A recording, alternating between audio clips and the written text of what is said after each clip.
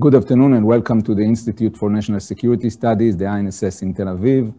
My name is Itai Brun and I'm the Deputy Director of INSS for Research and Analysis, and I'm proud and excited to open the second annual conference of the Lipkin-Shahak program that deals with national security and democracy in an era of post-truth and fake news. The title of this conference is National Security, Fake News and Strategic Communication, and this conference is an outcome of INSS collaboration with two of the leading and most distinguished institutions in the world.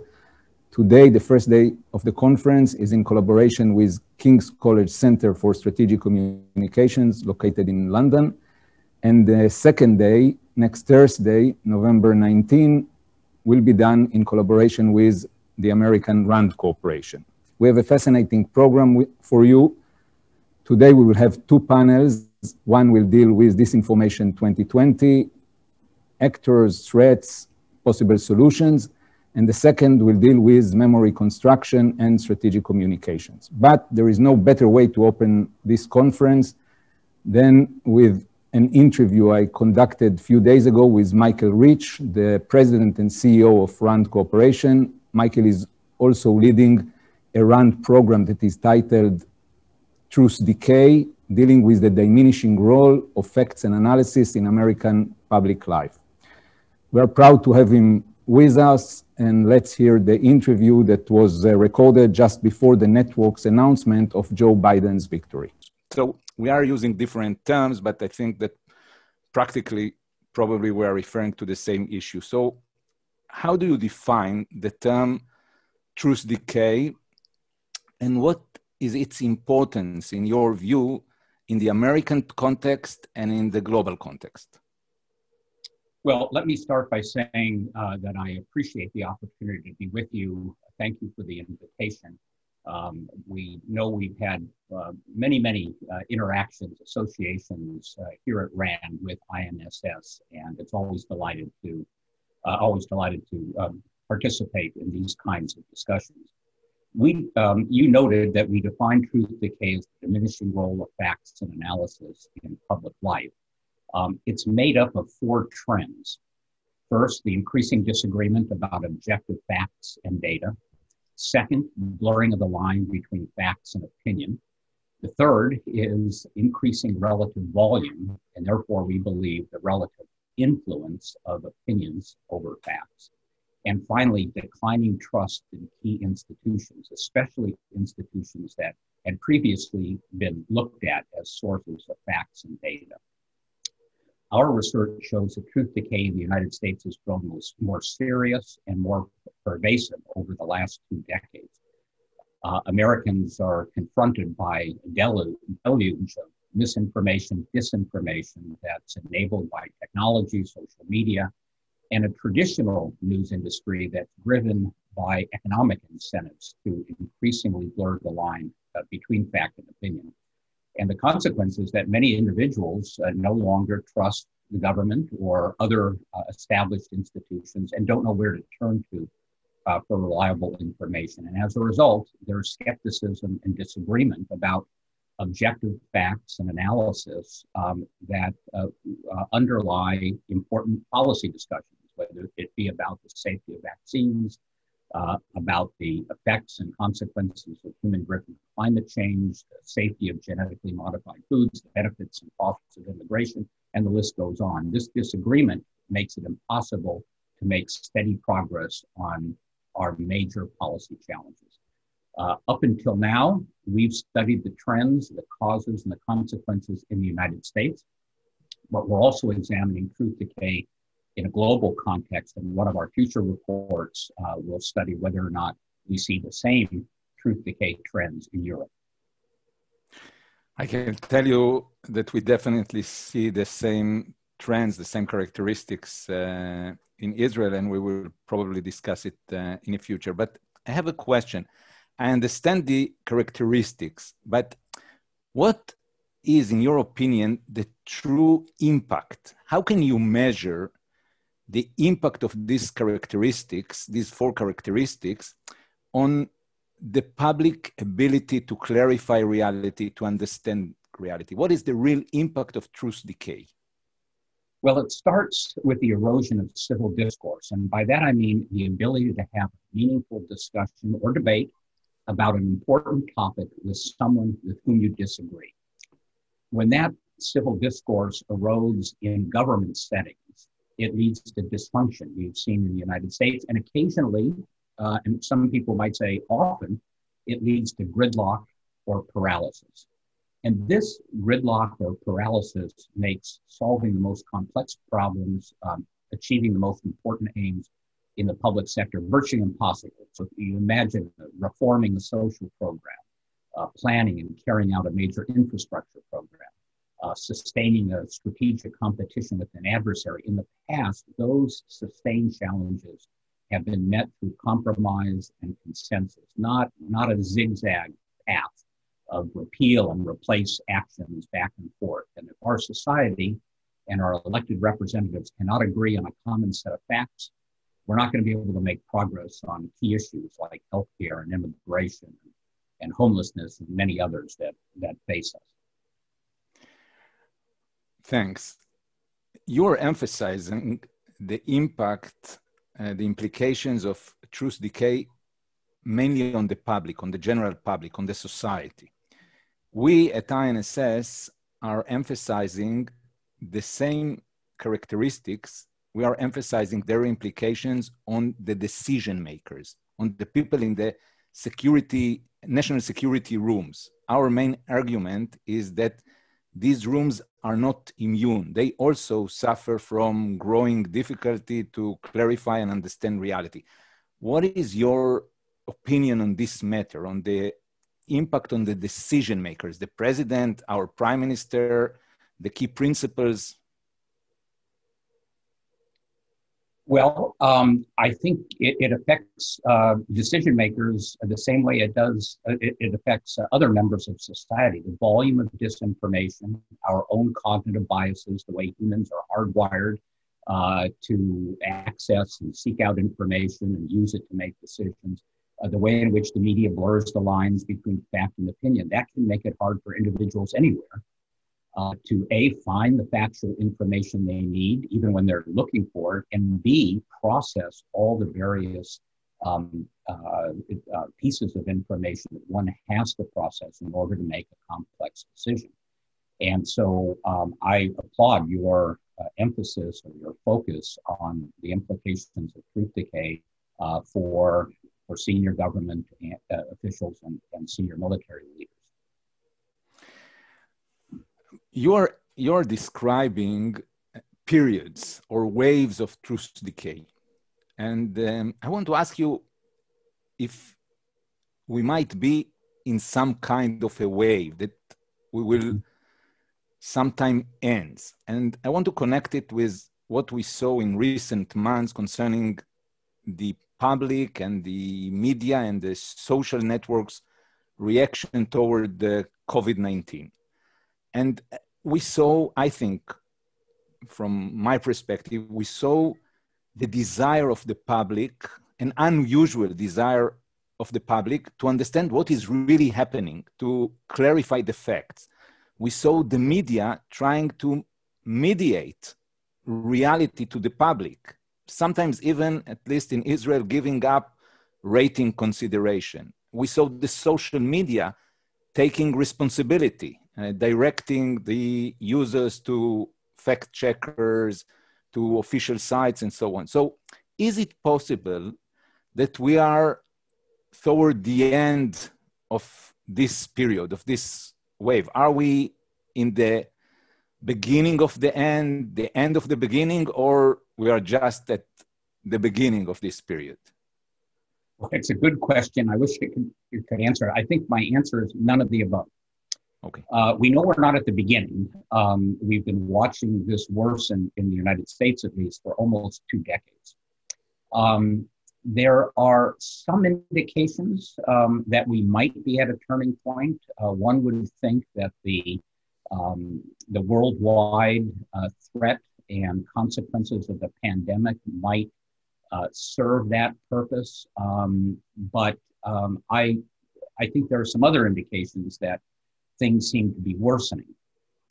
In fact, there's little indication that we really made much sustainable headway yet in addressing the challenges related to truth decay. So I think it's safer to say we're solidly in the middle of this particular period of truth decay, and what we do or don't do in the near future could make a big difference in the direction that we end up moving as democratic societies. And it's really dramatic days and dramatic hours in the United States. What do you think? How do you evaluate the impact of truth decay on the US election, on the current dramatic events concerning the US election? Well, I think we saw substantial evidence of truth decay at work during the election. We saw, a huge volume of information, both facts and analysis and opinions. We saw, I think, a blurring of the line between facts and opinion.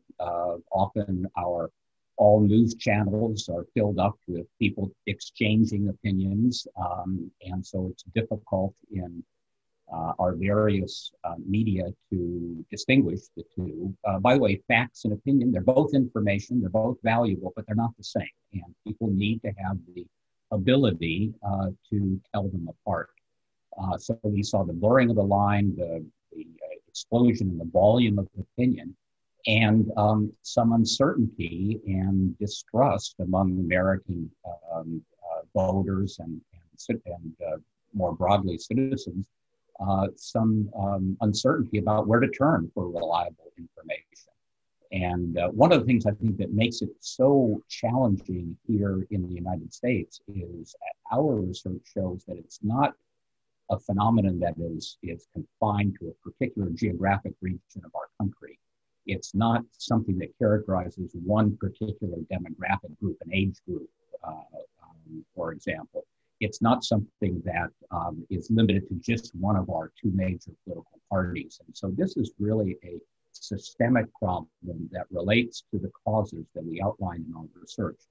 Cognitive biases that are part of human nature, the vast changes in the information landscape that are continuing, the failure, frankly, of our education system to, in a way, keep pace with these changes, and then the extensive and growing polarization in our society, not just political polarization, but social polarization and economic polarization, all of which combine and reinforce each other to make it easier to both create for yourself and sustain these information bubbles that fail to expose us to conflicting information. Thank you. And maybe finally, we are both think tanks. What do you think is the role of think tanks in the effort to cope truth decay? Well, because of the existential danger posed by truth decay, I believe that nonpartisan, nonprofit think tanks like RAND are more important than ever. One of our former trustees, a former public official in the United States, Newton Minow, reminded me that RAND was created in 1948. Actually, the same day, it turns out, as the State of Israel, May 14th. The purpose then was to help address the existential threat of that time, the Soviet Union and its nuclear arsenal. And he went on to say that truth decay is the existential threat of our time. And I believe that. And that's why I've committed RAND to leading the fight against this threat, the fight to put facts and analysis back at the center of public discourse and public policy making. If not RAND, then who? We can't do it alone, and that's one of the reasons why I'm delighted that major institutions like INSS are joining in the fight with us. Thank you so much, Michael, for this fascinating interview. We are sharing the same perspective, and we are trying to lead the same effort in Israel. So thank you very much. Well, thank you, and let me say that I look forward to further discussions, debates, and collaborations. Thank you very much.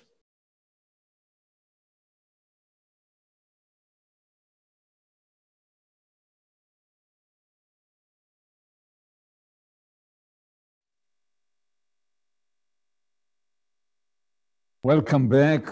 We are back live at the INSS Lipkin-Shahak conference, and we are in the first panel. This panel is going to deal with disinformation and what we learned about disinformation in 2020. Who are the actors?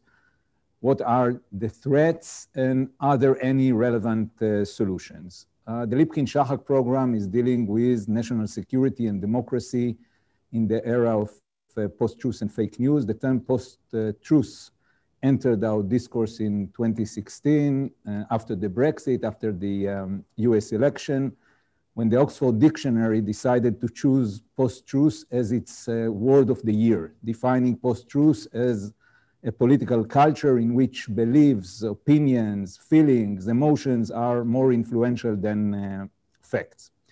At the same time, we started to use the term fake news, first as part of the political debate, Trump accusing CNN of disseminating fake news, and then also in the academic discourse to define the ease to disseminate in large scale errors, mistakes, lies, spins, conspiracy theories. The US election in 2016 demonstrated to many that this situation is not only the natural outcome of technological, political, economic, social, and ideological processes, but also a result of a deliberate dissemination effort made by a wide range of actors. All this leads, of course, to increasing difficulty, to growing difficulty to clarify reality, to understand reality, and by that, this difficulty undermines the foundations of our democracy and our national security. So exactly 4 years later, we are here in this panel, and this panel is supposed to deal with what we learned since then, and especially in 2020. And no doubt that 2020 gave us at least 3 main learning opportunities. First and foremost, the US election, then prior to that, COVID-19, which according to the WHO, the World Health Organization, was accompanied by infodemic, spreading rumors and false information. And finally, also in the demonstrations, the social unrest that we see in different places around the world, including the United States, Israel, and Europe. So we'll start this discussion with Nina Jankowicz. Nina is a disinformation fellow for the Independent Research Group at the Wilson Center in Washington, DC. Nina, good afternoon, our time. You recently published your book, How to Lose the Information War, Russia, Fake News, and the Future of Conflict. So what is the disinformation war? Who are the fighting sides of this war? And in your opinion, how did it affect the US election? Thank you so much for having me this morning or this afternoon where you are. It's really a delight to be here on this panel with so many distinguished voices in this space. When I set out to write my book, How to Lose the Information War, I was really looking at Russian disinformation and Russian disinformation as targeted toward the West.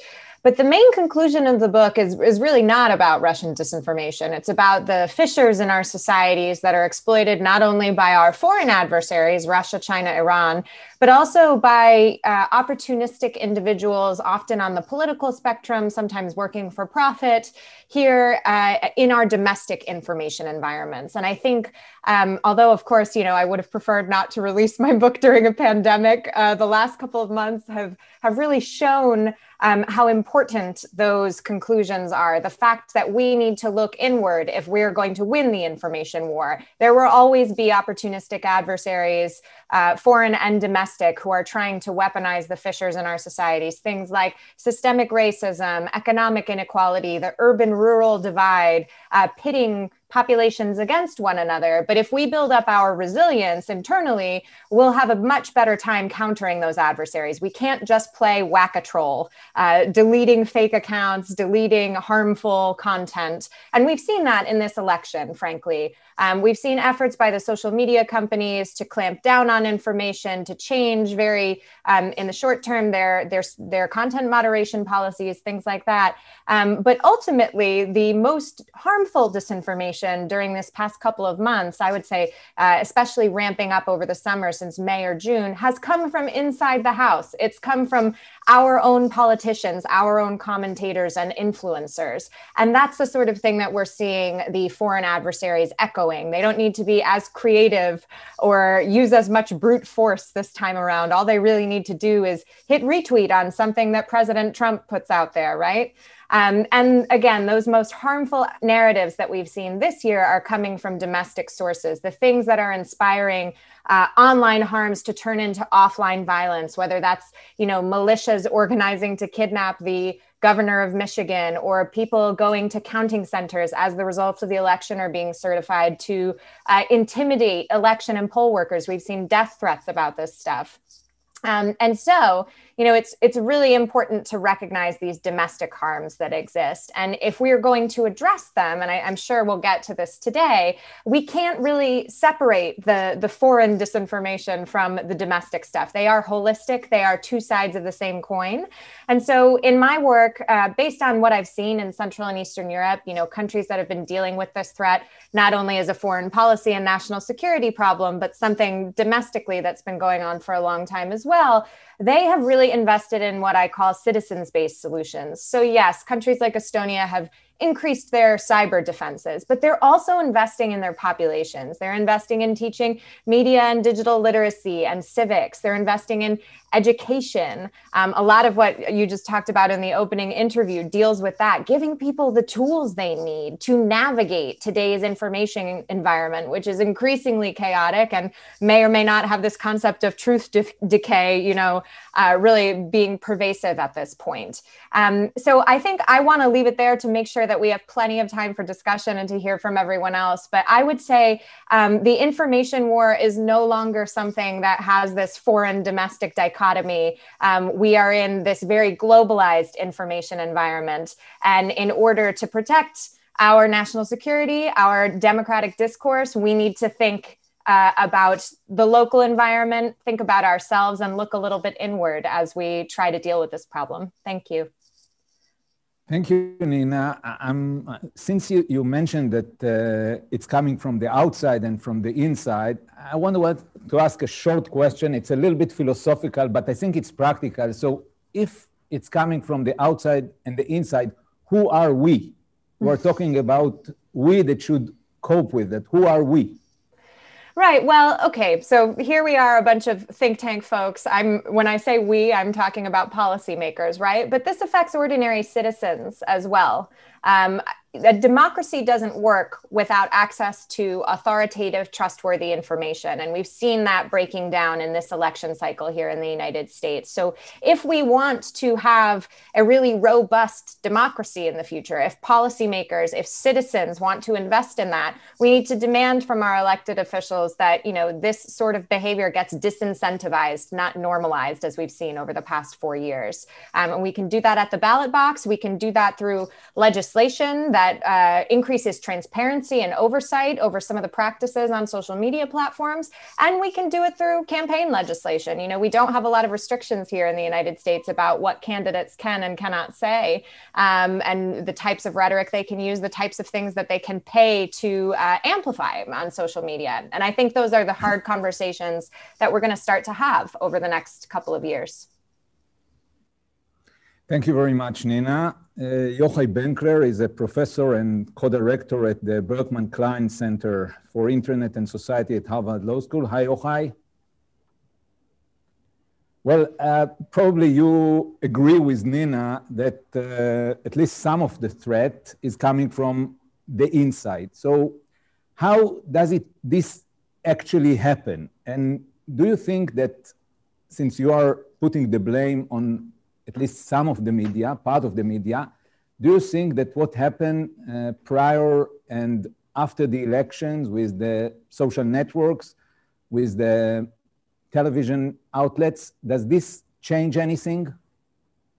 So I know that you want to go to does this change anything, but you have to admit, I reject the entire 15 minutes you had with Rich. This parallelism.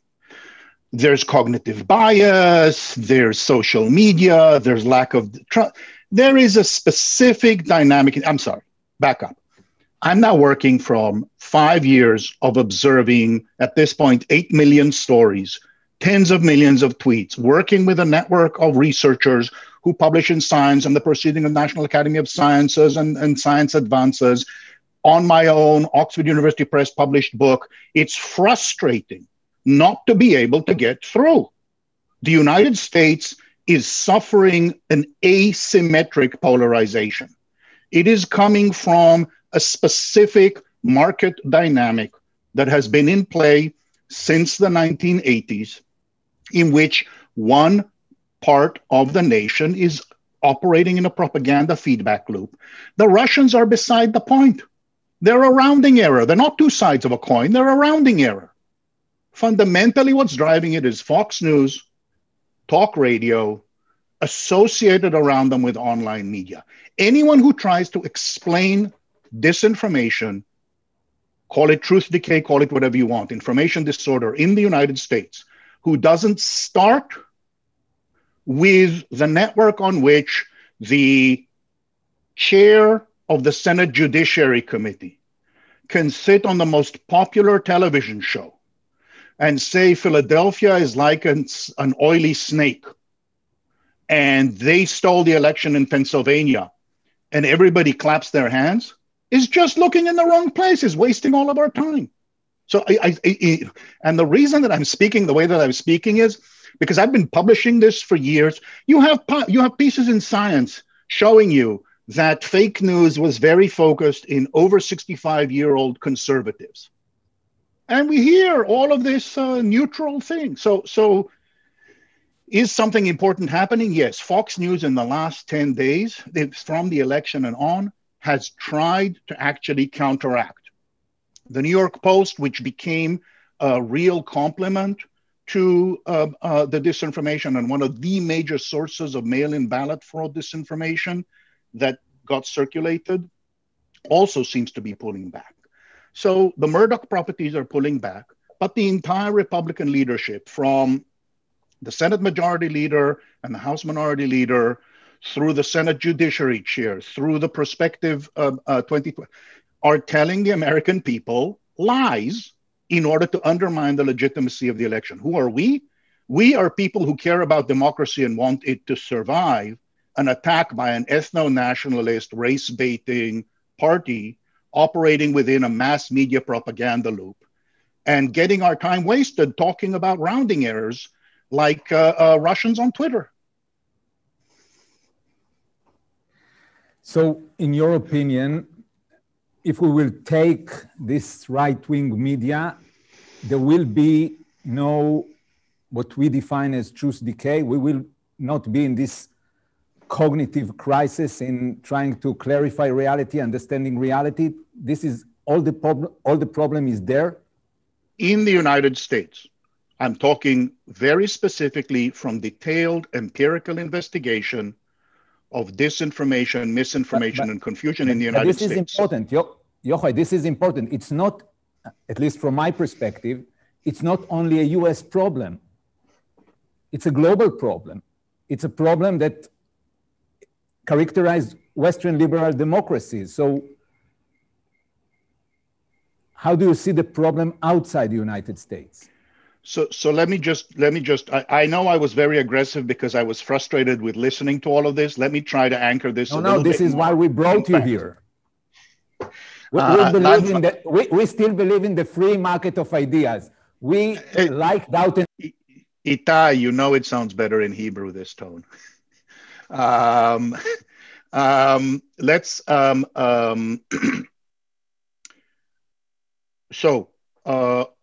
We need country-specific studies to understand what happened. I think it's entirely possible, for example, that in India, it's WhatsApp. That's the initial set of studies that suggest that that's true.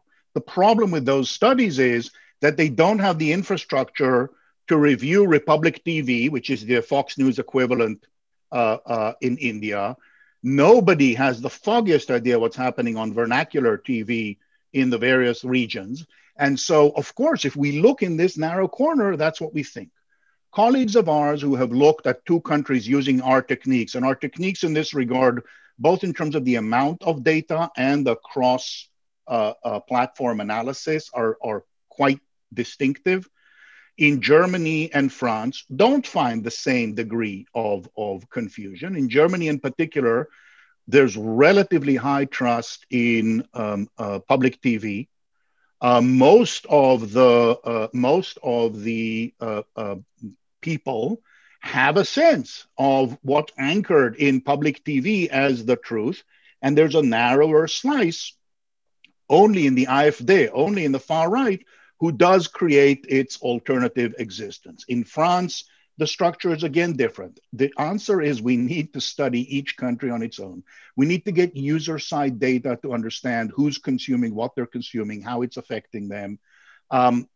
There is a broad international problem, but that international problem, I think, is not driven by social media, but rather by the collapse of neoliberalism in the Great Recession and the emergence of various radical rejectionist parties, mostly on the right, sometimes on the left, like Syriza in Greece. And it's those parties that are moving aside that are driving this deep distrust in a mainstream. And on top of that, you have media architectures. But that's the claim. Thank you, Professor Benkler. Dr. Tehila Schwarz-Altschuler is a senior fellow at the Israel Democracy Institute and head of the Institute's Media Reform Program and also the Democracy in the Information Age program. Hi, Tehila. So, Tehila, probably you have a lot to say about this debate, but more specifically, what does the US election teach us about the threats to democracy? Well, there's so much to say. Maybe I'll start by referring to the first two presentations. There's an interconnection between social media and traditional media.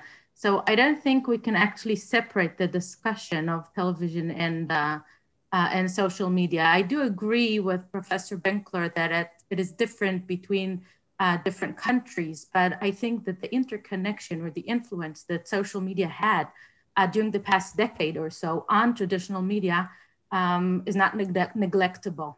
So of what we've seen with social media during the past week, I think around the elections at the United States is certainly a milestone.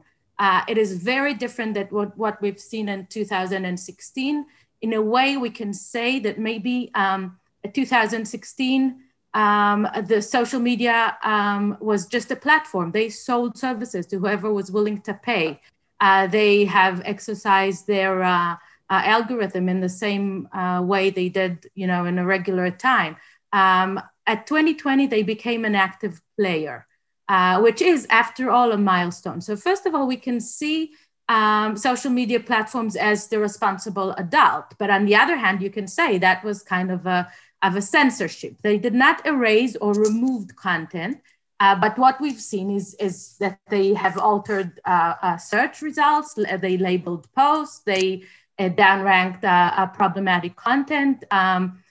They implemented a host of measures to ward off what they thought was misinformation. Facebook has pinned the election results to the top of the users' news feeds. It is still appending labels to Trump's post explaining the truth behind the election. Twitter is no longer fully restricting Trump's tweets, but it still continues to add labels warning users that this claim about elections fraud is disputed. Even YouTube is taking action now. It's demonetizing videos from outlets such as the Trump-affiliated One American News Network that claims that Trump won. And yet it certainly can be considered as censorship on the heart of political speech. It's tweets and posts by a president who is a candidate on election week, let's say. So it is a milestone. I think secondly, and here I want to refer to what Professor Benkler just said, I think that what the networks have been doing kind of backed traditional media, because there is an interconnection between TV and social media. And US networks, ABC, CBS, NBC, they all took the very unusual step of cutting away from the president made unfounded the accusation that the presidential elections was being stolen. And in this context of fact-checking and fake news spreading, I think that was one of the most important moments of the entire presidential race, maybe even the last 4 years. And we'll have to think about the consequences of all this, but the question I think I was asked was why all this have happened. And I think that the first reason would be, as you have mentioned, Itai, before, it's COVID. And maybe this is, the biggest difference between Trump and Biden, because Biden represents a presidential invocation of science, wear masks. And Trump represents a presidential invocation maybe of bleach.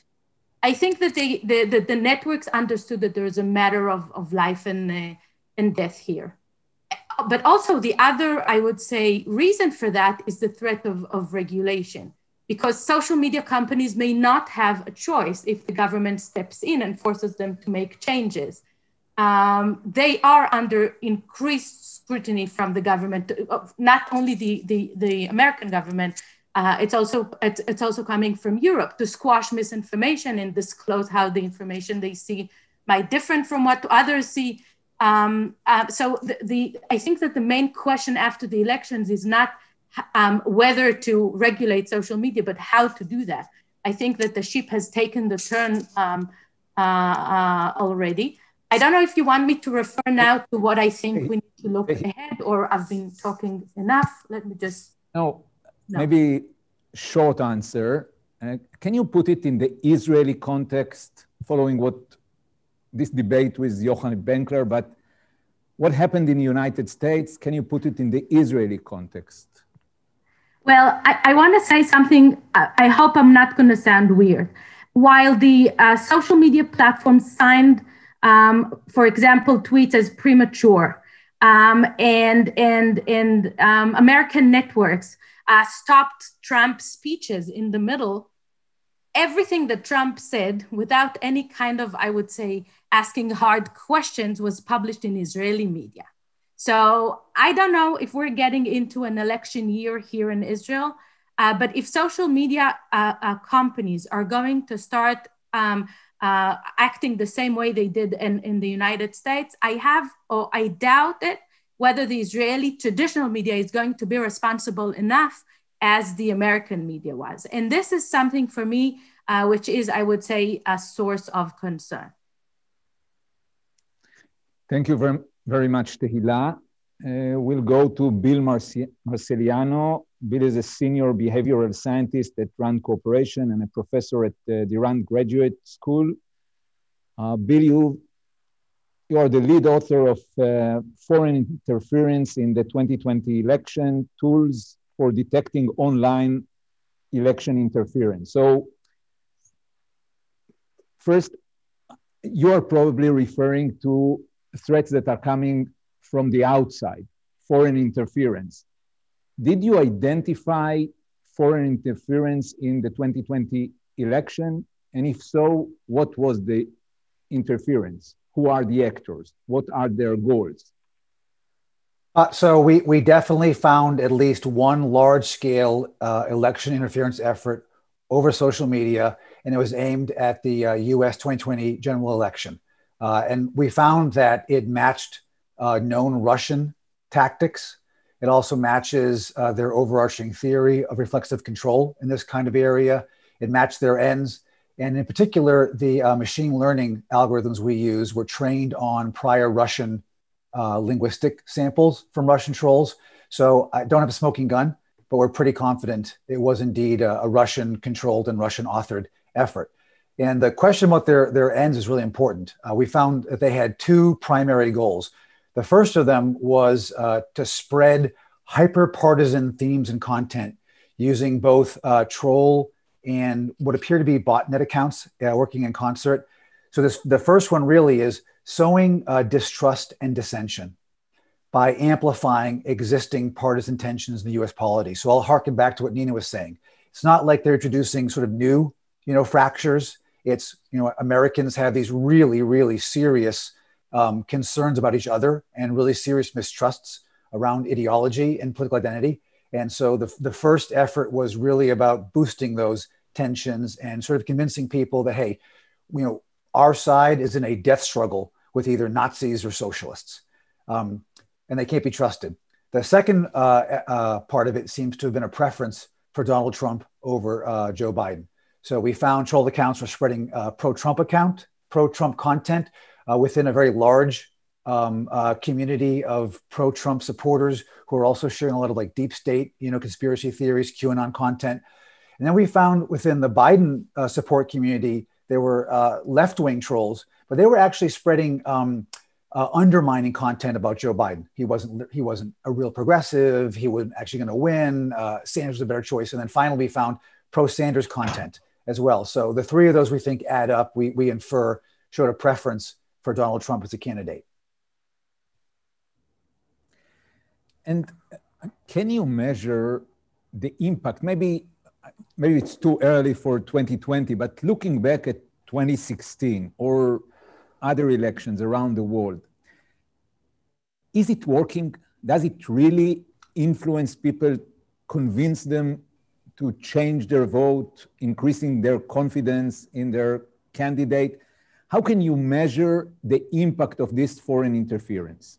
So that's a really good question. And you asked sort of two sort of stages or two sort of levels of testing. One is, how do we go from the campaign effort to how it impacts the ultimate goal, like changing votes or sort of changing outside real world behaviors? That's a hard question. And that's a really open question, whether or not these are really effective that way. The intermediate step, which is how do they impact the audience and how do they affect their perception of their candidates or their position? So we, as part of the same large scale study, we also did an empirical investigation. We did a experimental treatment. We exposed people, including self-identified, very liberal and very conservative US voters. And we showed them a range of content that had been out there, including Russian propaganda memes. And we found two really interesting things. One of them is it worked really, really well. If you were really left-wing or really right-wing, you loved the content. You had a strong positive impact. You're like, this is great stuff. And those people said, I'd love to share this. I want to share this with people on social media. The interesting and maybe encouraging thing is that when we showed people the source and they realized it was propaganda, their pleasure in it and their affect went way down and their willingness to share it decreased. So that suggests, one, at least in the sense of impacting people's ideology and beliefs, it's effective. But then secondly, maybe there's an intervention there, is that revealing the source seems to have a powerful impact on people's willingness to be manipulated. People don't want to feel like I'm being worked. And then maybe a second question is this overall, how do we measure effectiveness? And again, there's this whole research area about, advertising and marketing kind of stuff. Trying to scale this up to social media and really measure the impact of campaigns can be challenging. We have used a thing called resonance analysis.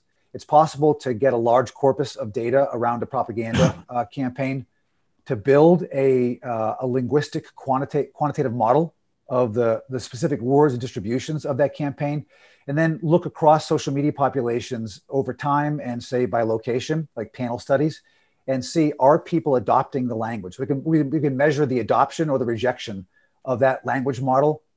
Again, it doesn't get us to like, hey, how will you vote? Will you join an organization? Will you act violently? That's an additional step. But we can certainly measure whether or not people are buying the market share because your ideology is bundled into your language. Like anyone who's been a member of an organization that believes in something very passionately, now you can't use some language. So like in the US, for example, if you are very passionate about the legality of abortion, if you're on one side, you have to use words like unborn children and babies because it's implicated in your worldview and your membership.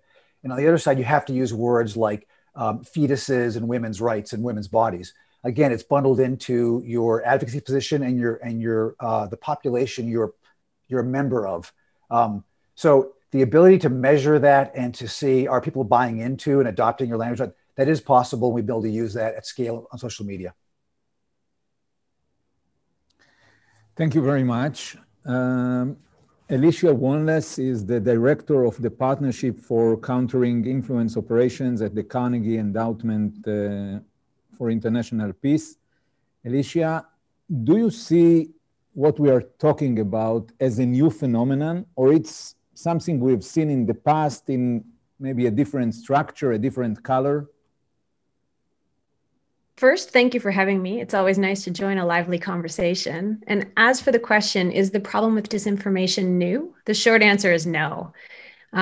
Is there more disinformation today? Probably, but that's also there's also a lot more information in general. That's something we face every time we introduce a new means for processing information, be it printing, television, or web-based technologies. And also, it's difficult to get a baseline of what came before, what was normal. It's really hard to say for certain if there's a rise and to what degree, but that doesn't mean it isn't a problem. So what I would call information pollution isn't new. There have always been people degrading the information environment for their own aims, be it to seek power, proselytize a belief, or turn a profit. Even Thucydides bemoaned that Athenians were believing falsehoods about Spartan governance models. And if you look to a past election in the US, some Southern newspaper editors in the lead up to the 1860 US presidential election spread falsehoods that Lincoln's running mate Hamlin was a mulatto. And there were other horror stories too about what would happen if the Black Republicans won office. So what has changed in a digital age is that information communications technologies have increased the speed of communications and the reach to audiences. The second thing is that these mass communications are now multi-directional, meaning anyone can engage. So it can also help obfuscate their origins, wrapping audiences up more into a form of participatory propaganda. And thirdly, these technologies have really increased the amount of data aggregated on individuals. At the same time, scholarship in psychology grows to help target audiences. But I'd also like to state that disinformation, however, is but one tactic in influence operations more broadly. And an overemphasis on a singular tactic and case studies about them and developing our understanding of the broader phenomenon, it leaves us strategically disadvantaged. So to borrow a military metaphor, we're trying to win a war with tactics alone. And what's desperately needed right now is a way to understand the information environment in general and the disturbances within it, much the same way that we do currently with weather or the physical environment. That would help give us a better range of options to develop proper strategy. And can you elaborate on this last issue? What is the broader picture? How can we go from tactics to strategy? Yeah, absolutely. So one way in to look at this is that what we're doing is we're operating in a wider information environment. And if this were something like a war, we would be thinking about the terrain in which we're operating, thinking about how the weather patterns might change, and that would give us an advantage. But currently, we don't really think about the information environment in that way. Our entire understanding seems to be quite wrapped up in actors trying to make a change rather than, what is the space in which we're working in?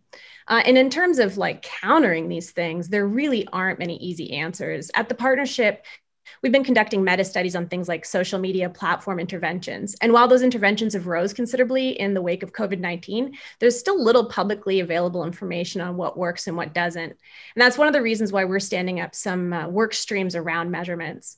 But even with those studies not completed, there are some obvious things that would help towards countering influence operations, including having the political will to do something, which is generally very difficult because many politicians benefit from influence operations. But that high-level determination can change things like education, both for youth and adults, for preparing them to live in an information age. But we also need things like better cross-sector collaboration to inform industry on how to counter influence operations while not undermining democracy. Researchers also need to start speaking the same language. I mean, we've thrown around many different terms to talk about things that are very similar, and that's extremely problematic, especially for developing policy. Finally, we need to accept that this problem is very old and very human. It's always going to be there, and society might never be rid of it, but we need means to better mitigate unacceptable influence operations, whatever those are deemed to be. So there's likely no easy answer, not even in technology. Thank you very much, and we'll probably go back to that. Mr. Agnes Bridgman is a research fellow at the Center for the Study of Democratic Citizenship.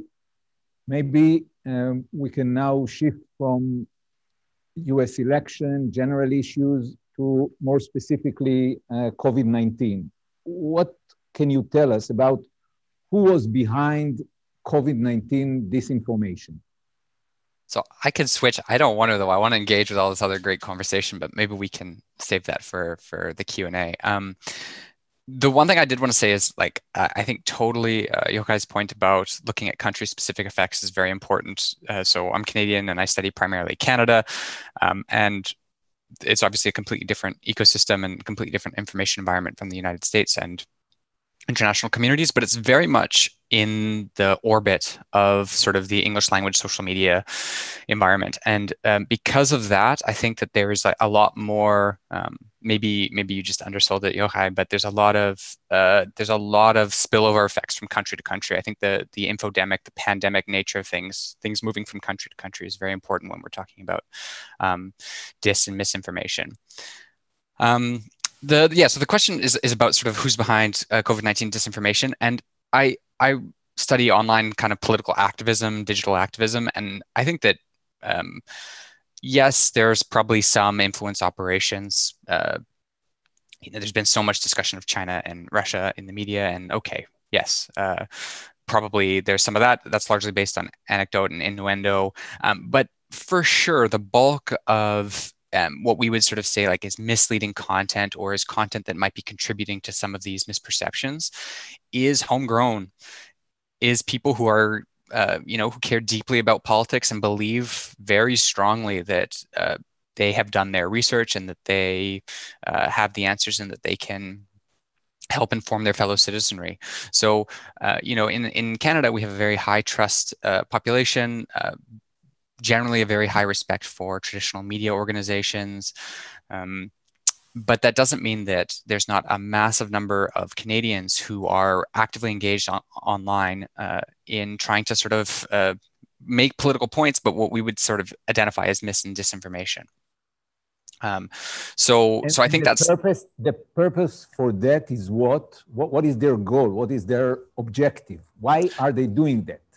So I think that the most useful frame to think about this is political participation. These are people who genuinely believe in the information that they're propagating. In a similar way to people might protest or people might write their representative. They are politically participating. They care deeply, and this is sort of what I look at. And I've done large-scale surveys, looked at massive amounts of social media data. And, when you talk to social media users who are incredibly active, and I mean like the super users, the people who really care deeply about politics, you ask them, hey, how do you engage politically? And they go, oh, Twitter. That's how I do it. I do it on Facebook. Yeah, I share, I talk to my family, I try to get my ideas out there. What's the purpose of that? Well, they're participating in a free and deliberative democratic society. I mean, if you go to the protests, Canada hasn't had them as large as the United States, but you've seen major protests in Montreal, Toronto, Vancouver. And if you go to these protests and you talk to people, maybe there's some misperceptions about COVID-19, but they're there because they're patriots and they care and they think that what they're doing is for the good of the country. They're there for freedom. And I don't mean sort of freedom in patriotism and I think the somewhat condescending way it's talked about in the United States amongst sort of the intellectual community, where like patriot is now a buzzword for like, okay, we know what you're about now that you've said the word patriot. I mean people who really believe that they care about their country and are trying to save it from like dictatorship or oppression. So I think that when we say who's behind this stuff.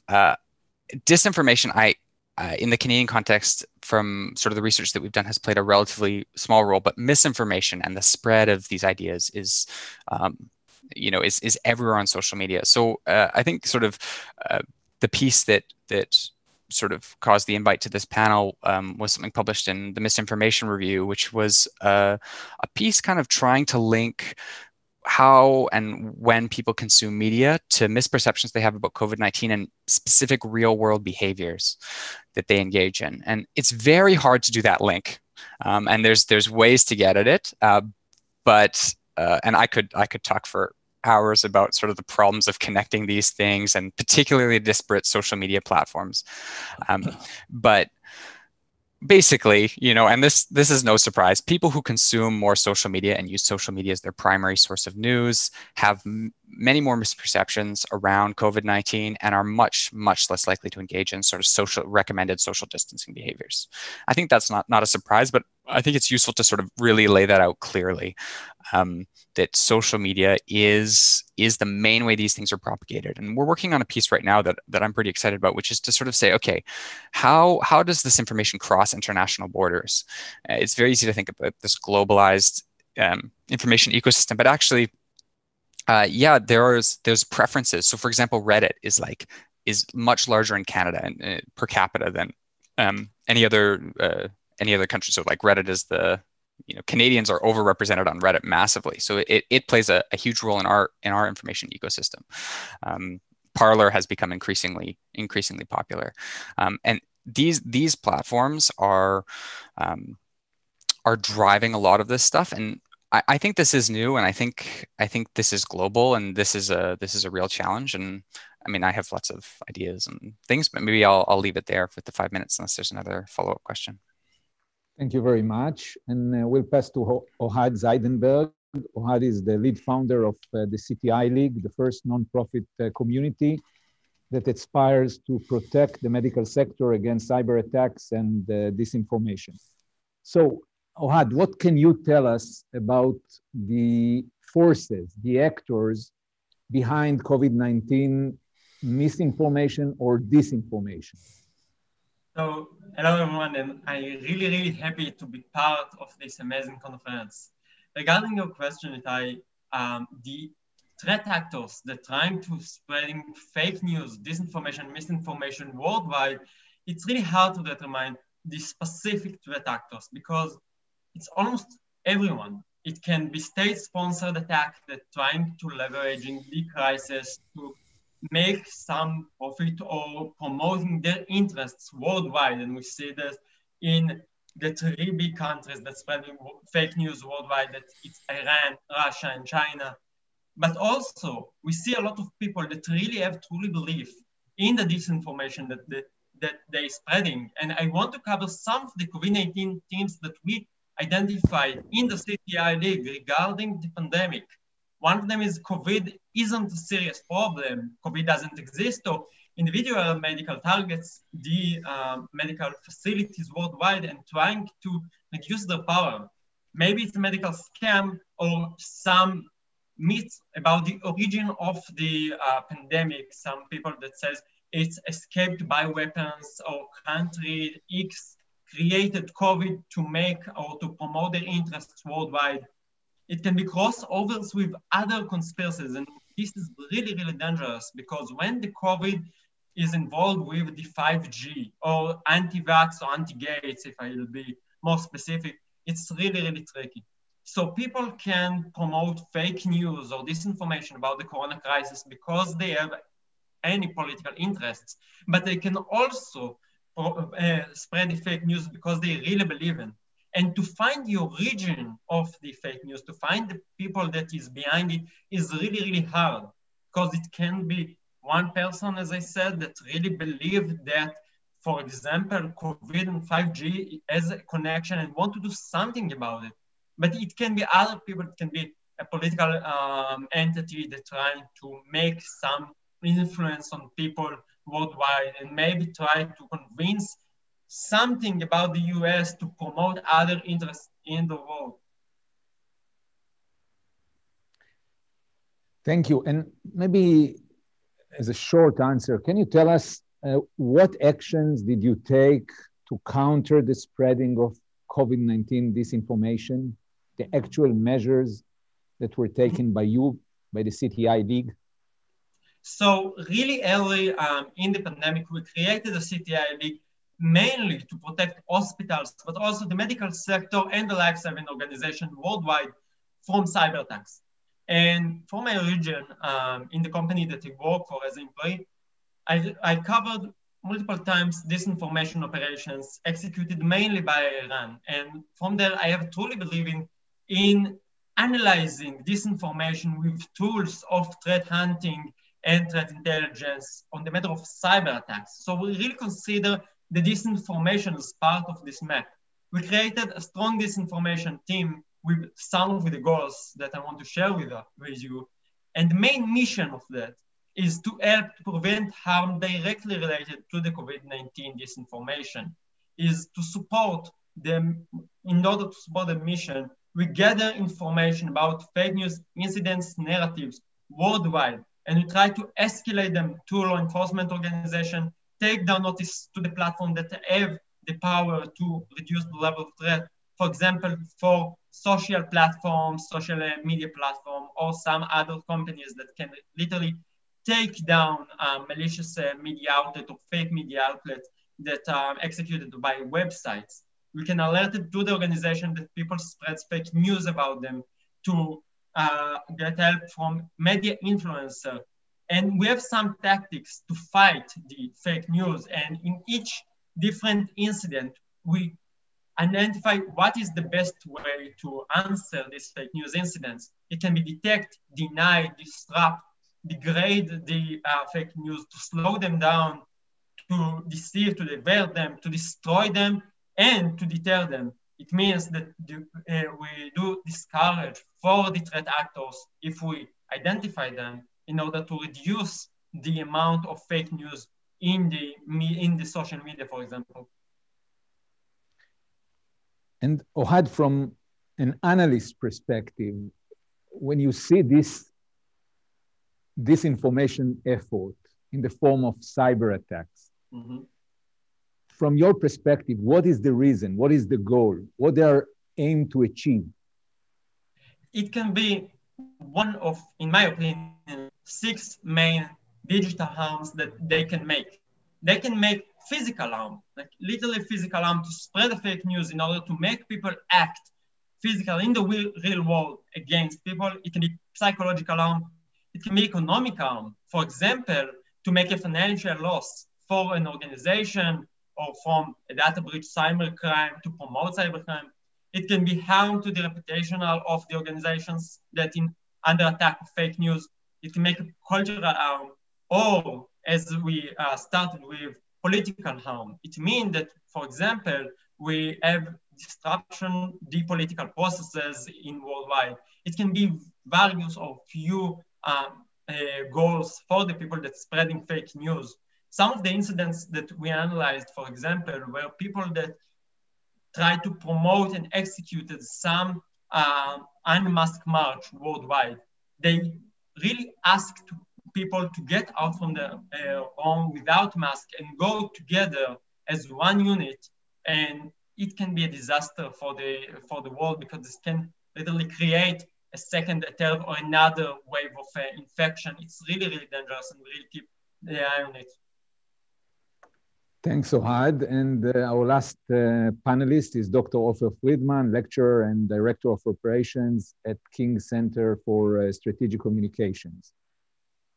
Ofer, we talked about political disinformation. We talked about COVID-19 disinformation, misinformation. Do you see difference between, for example, COVID-19 disinformation and the political disinformation?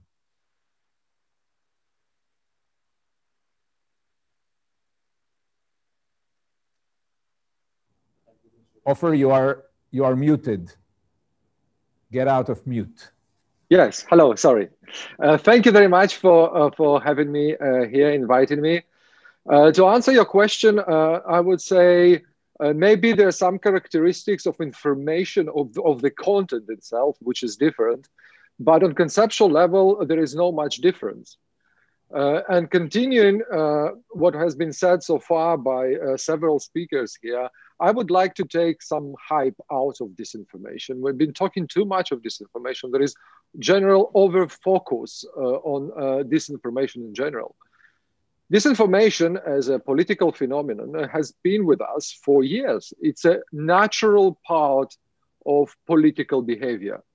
There is very little new on how it used although indeed with the development of new information communication technologies, it can be spread faster, it can be produced faster on larger scale, but we actually don't know whether it influences better than printed propaganda of the 19th century.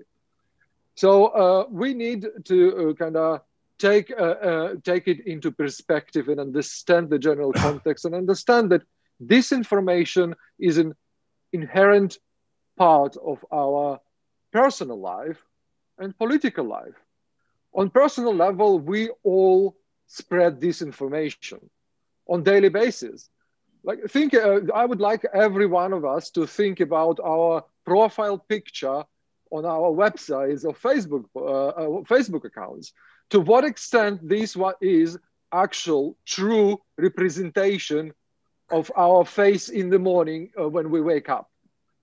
So on personal level, we all spread this information, which is harmless and it's okay. It's a part of daily life. On political level, it can be more harmful. But again, it's a natural part of social existence. So this is the first point that I wanted to make. The second point is kind of the topic of today's panel is 2020. So you ask us to refer what we have learned, what has happened. So continuing again what Professor Benkler said, and also Alicia and some others, we need to understand that this prism of disinformation of foreign agents that are trying to influence, it's a very limited one. It allows us to see very limited picture of overall political influence conducted by information manipulations. We have been over-focused on this disinformation discourse for two main reasons. The first one is something tangible. We can see it.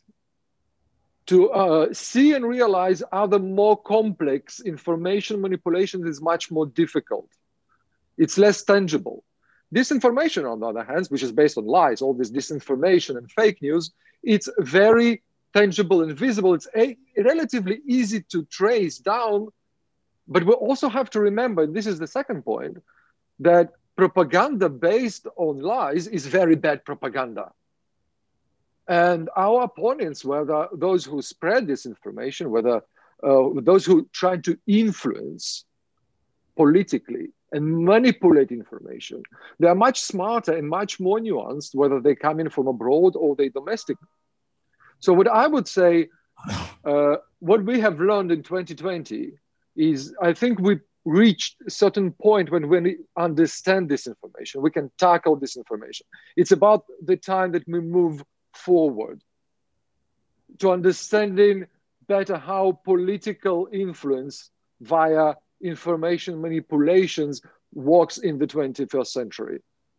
We need to get rid of this very limited prism of disinformation and try what Alicia was referring to understand how different actors, whether they're domestic and or foreign, and whether this distinction even relevant, trying to create political influence through information operations and information manipulations. So I think we're already there. We already understand it. We know to trace it because it's easy traceable. We know to debunk it with all these networks and NGOs and institutions established to debunk fake news and so on. So we already reached this point. We understand it. We can deal with it. We can point it out. We can also, as one of the speakers said, well, we can actually discover the source to the audience. So I think it's a time where we step forward to a more deep waters of information influence and try to understand how that works. Thank you very much, Ofer, and that's complete the first round of our discussion. There are some participants that want to comment, and I'll give them the mic in a minute, but there is one general question that I want to put on the table, because not all of us, and I will turn to Yochai in a minute, but most of us believe that threats are coming from the outside and from the inside, and in some way they are coordinated. I'm not talking about collusion or some kind of an organized coordination, but they are echoing each other. In some ways, they are coordinated. So I wonder if the panelists can comment or talk about the ways this coordination is being done, how the outside and the inside, the foreign and the domestic are working together in the same domain. So we'll start with Yochai and then Tehila. Great, thanks. I think it's important, and I'll try to answer your question partly by moderating a little bit what I said and emphasizing several things that others have said in the panel. I think it's really important to understand the differences between individual level confusion and population level effects, between successful manipulation of groups of hyperactivated people, like Ohad was talking about, if you can get people out without masks to walk around. And we certainly do need to think, as Tehila said, about the interaction between social media and mainstream media. And my primary point is that in large scale election level things that carry huge attention, and when we're talking about population level effects that can shift millions of votes, mass media leads and social media is secondary. There's no question that on the specific issues of does garlic infused water help or something else help, that's you can see much more of social media being purely about that and not about the mass media. Then there are things like hydroxychloroquine, which start to some extent online, but then take off through Fox News to Trump, and then it becomes politically complete. So what we looked at when we looked at all of the assertions about Russian intervention in 2016, which was much more present than in 2020, the interaction that we found, the coordination essentially that we found in the larger effects. So for example, when there were allegations that fake Twitter handles or Facebook groups that were Russian, that came in the Mueller indictment or came in the congressional reports, what we saw essentially was Russian accounts jumping on the bandwagon. Trump had started something, Republican and right-wing media jumped on, and then 72 hours later, you get the interventions that are the subject of the, and that was fairly consistent. We also found one clear example of a Podesta email that was driven on 4chan and then identified by a Sputnik reporter who moonlighted on a blog that then went into InfoWars and Hannity and became all across the right-wing media. So there are examples of those kinds of insertions. It's very difficult to associate them as having had population level impact on the background of sustained disinformation campaign. So if Fox News produces the Clinton pedophilia connection as their most Facebook shared story that's sustained over months and is most linked to by everybody as a source of authority, the fact that there's also a Sputnik reporter moonlighting on a third tier blog that succeeds in getting a particular insertion of it being part of a satanic ritual as well is less exciting. That's what I mean. So there is this interaction. If you're focused on narrow groups, we can actually trace very specifically where the effects were both on media and on people. And but if you're talking population level effects, at least our research suggests that you need to see mass media first and other things after. Yes. And maybe just to follow what you said previously, if this is the problem, the way you characterize the problem, so what is the solution? isn't it part of the free market of idea? Isn't it part of the political debate? How can we get out of it? So maybe this is the explanation for my very forceful intervention when I started, because I think the critical thing is actually not what people in the disinformation business do and how they can be countered. There is no empirical evidence that media literacy has any lasting effects beyond 2 or 3 weeks.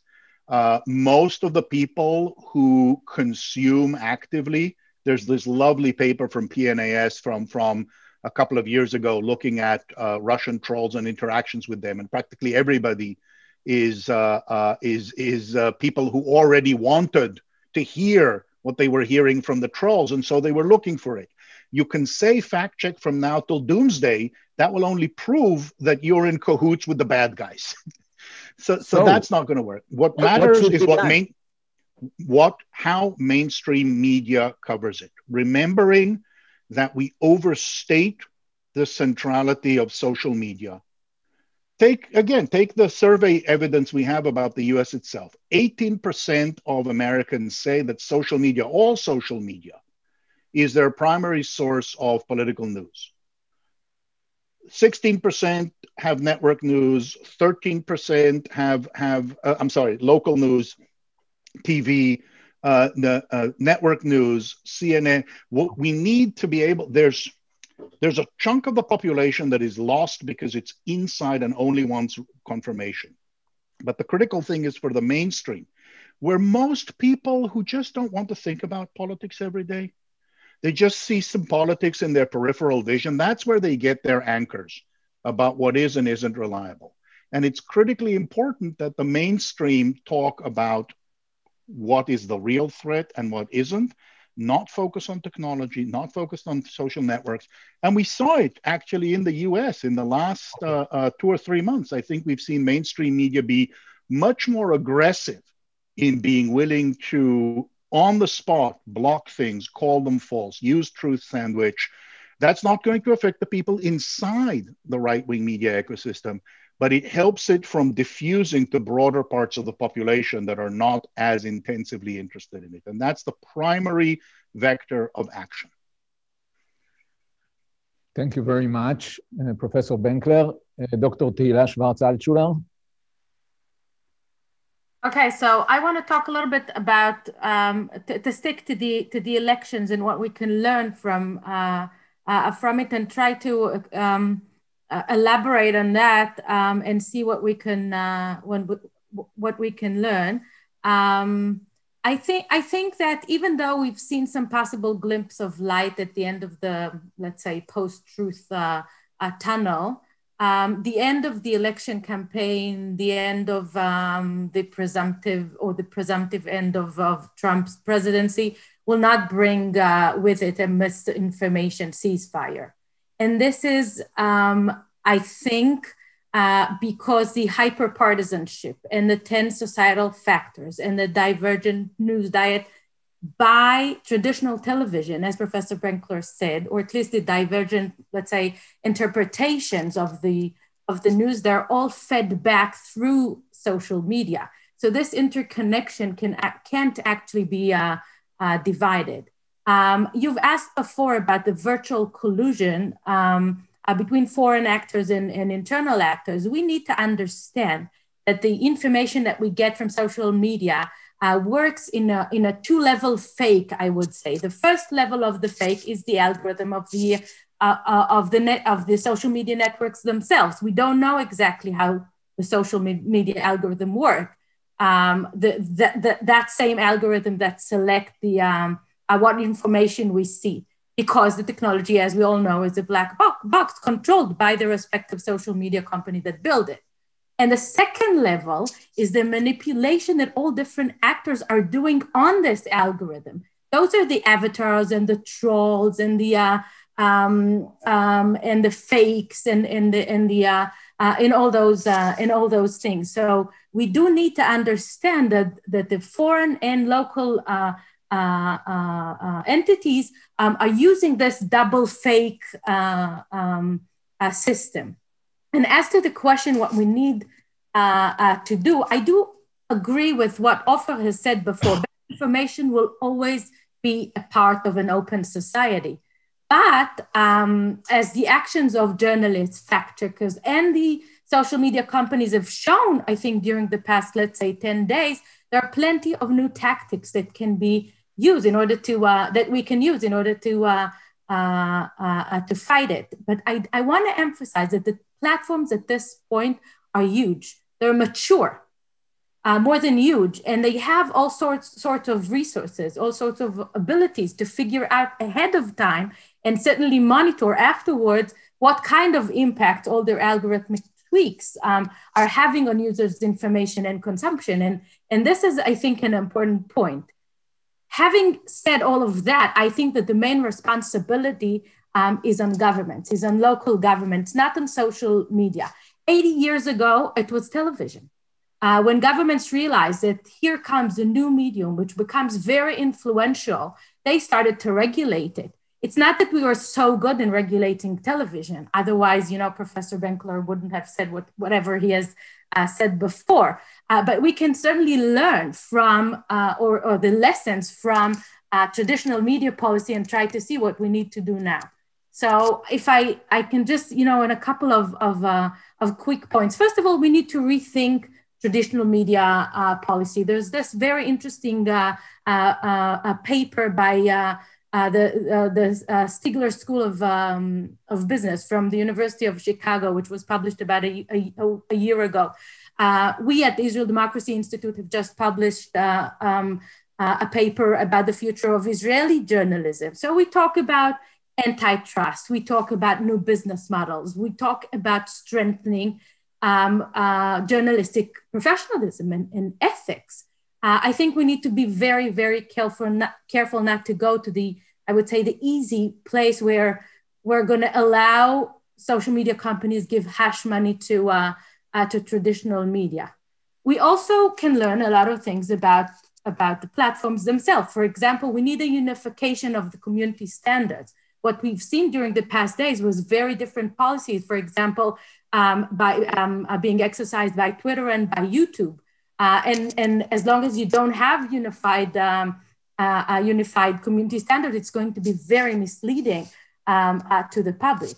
You need also a much more intensive work in order to clean social media platforms from fake news and conspiracy theories. I mean, we've seen a lot of stuff being done,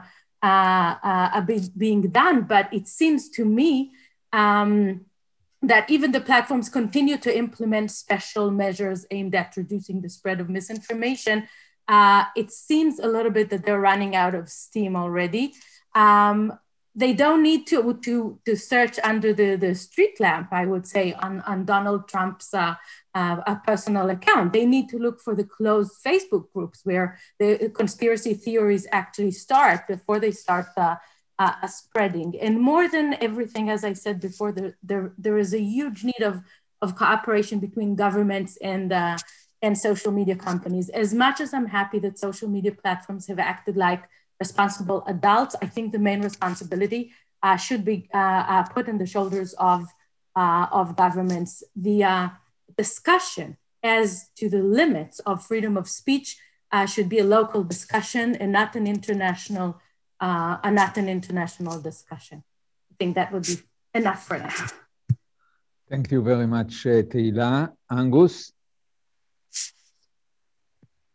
This is a really interesting discussion. Thanks for turning to me. I think one of the threads here that we've been talking about is sort of whether or not social media is important or not, and like how much importance we should place on it in our public discourse, how much we should care about it when we're trying to talk about mis and disinformation. Of course, mis and disinformation is not new, but the social media is somewhat new, and we're reaching 10, 15 years of influence now. But I think one of the things that that I would like to highlight, and there's a lot of really good research about the agenda setting capability of social media. And I know how you've done some really great work tracing specific instances, but what stories are covered, what pieces are important to sort of traditional media elites, there is some link. And so should we put all of our eggs in that basket? Should we just sort of try to regulate social media companies and try to really focus on that as a way to combating this? Well, no, that's not all that we can do. But actually, that's such a huge piece because, I mean, at least in the Canadian context, every journalist, every sort of major news organization is glued to Twitter. I mean, there's numerous studies of this, and they use it to inform what they care about and what's being reported on. The stories explosion, it's often linked to sort of traditional media anchors, but that continuing conversation occurs on social media and can continue to push it and attention of people. So I think that remains very important. The other thing, I think, it's very difficult to get population level insight from social media analysis, and like early Twitter, like early academic publishing in the Twitter, looking at Twitter was really interesting, trying to predict elections and really trying to understand can we use this to do some amazing things? And no, it turns out we can't really do any of that. But I think part of that is that we're a bit kind of walking in the dark here as researchers. And this is I guess a slightly trite point for somebody who doesn't actively research this, but in my perspective, this is like trying to manage a pandemic. This is like my little homegrown analogy is like, if you think about trying to manage a pandemic and you're looking at hospital admissions and you get like top level aggregates from hospitals around the country, but you have no idea about like individual treatments that any patient has received. And then you're trying to make some sort of or how they've lived their lives or who they've contacted. And you have such this narrow slice of data. And it's actually worse because you have that hospital, but then there's like an alternative medical system, which is, let's say, Twitter, and then there's Facebook, and then there's Parler. You can't really access that. And then there's Reddit. And we are hopelessly outgunned. I don't know if anyone sort of on the call is subscribed to like a Facebook job postings, but like the number of behavioral scientists that they've been hiring in recent years, and not just Facebook, social media companies trying to better understand this.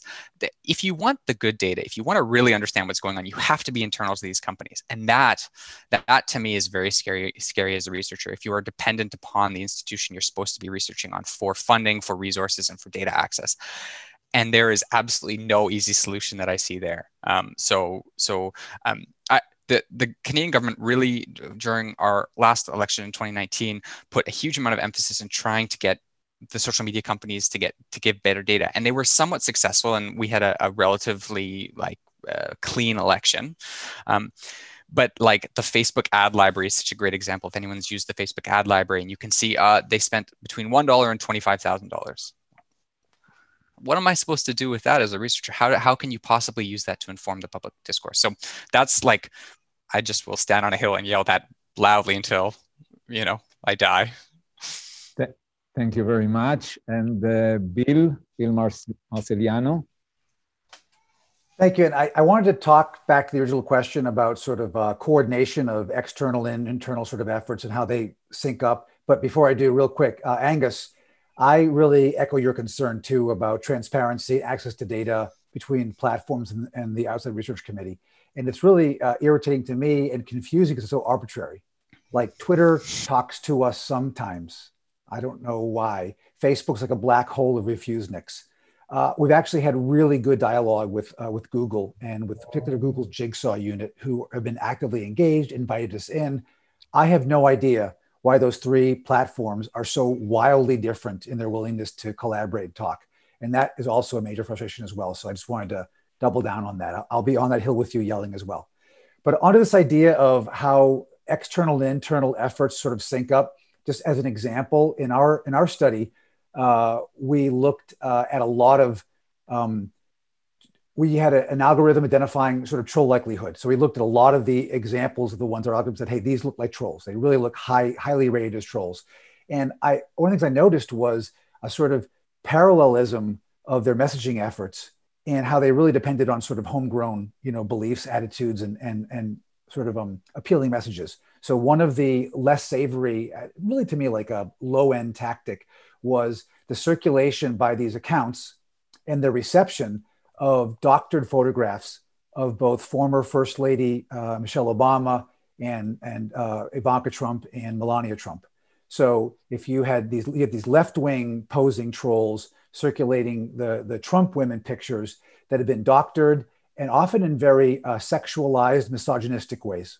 And those had enthusiastic uptake and were retweeted and recirculated and well-received by progressive communities they were aimed at.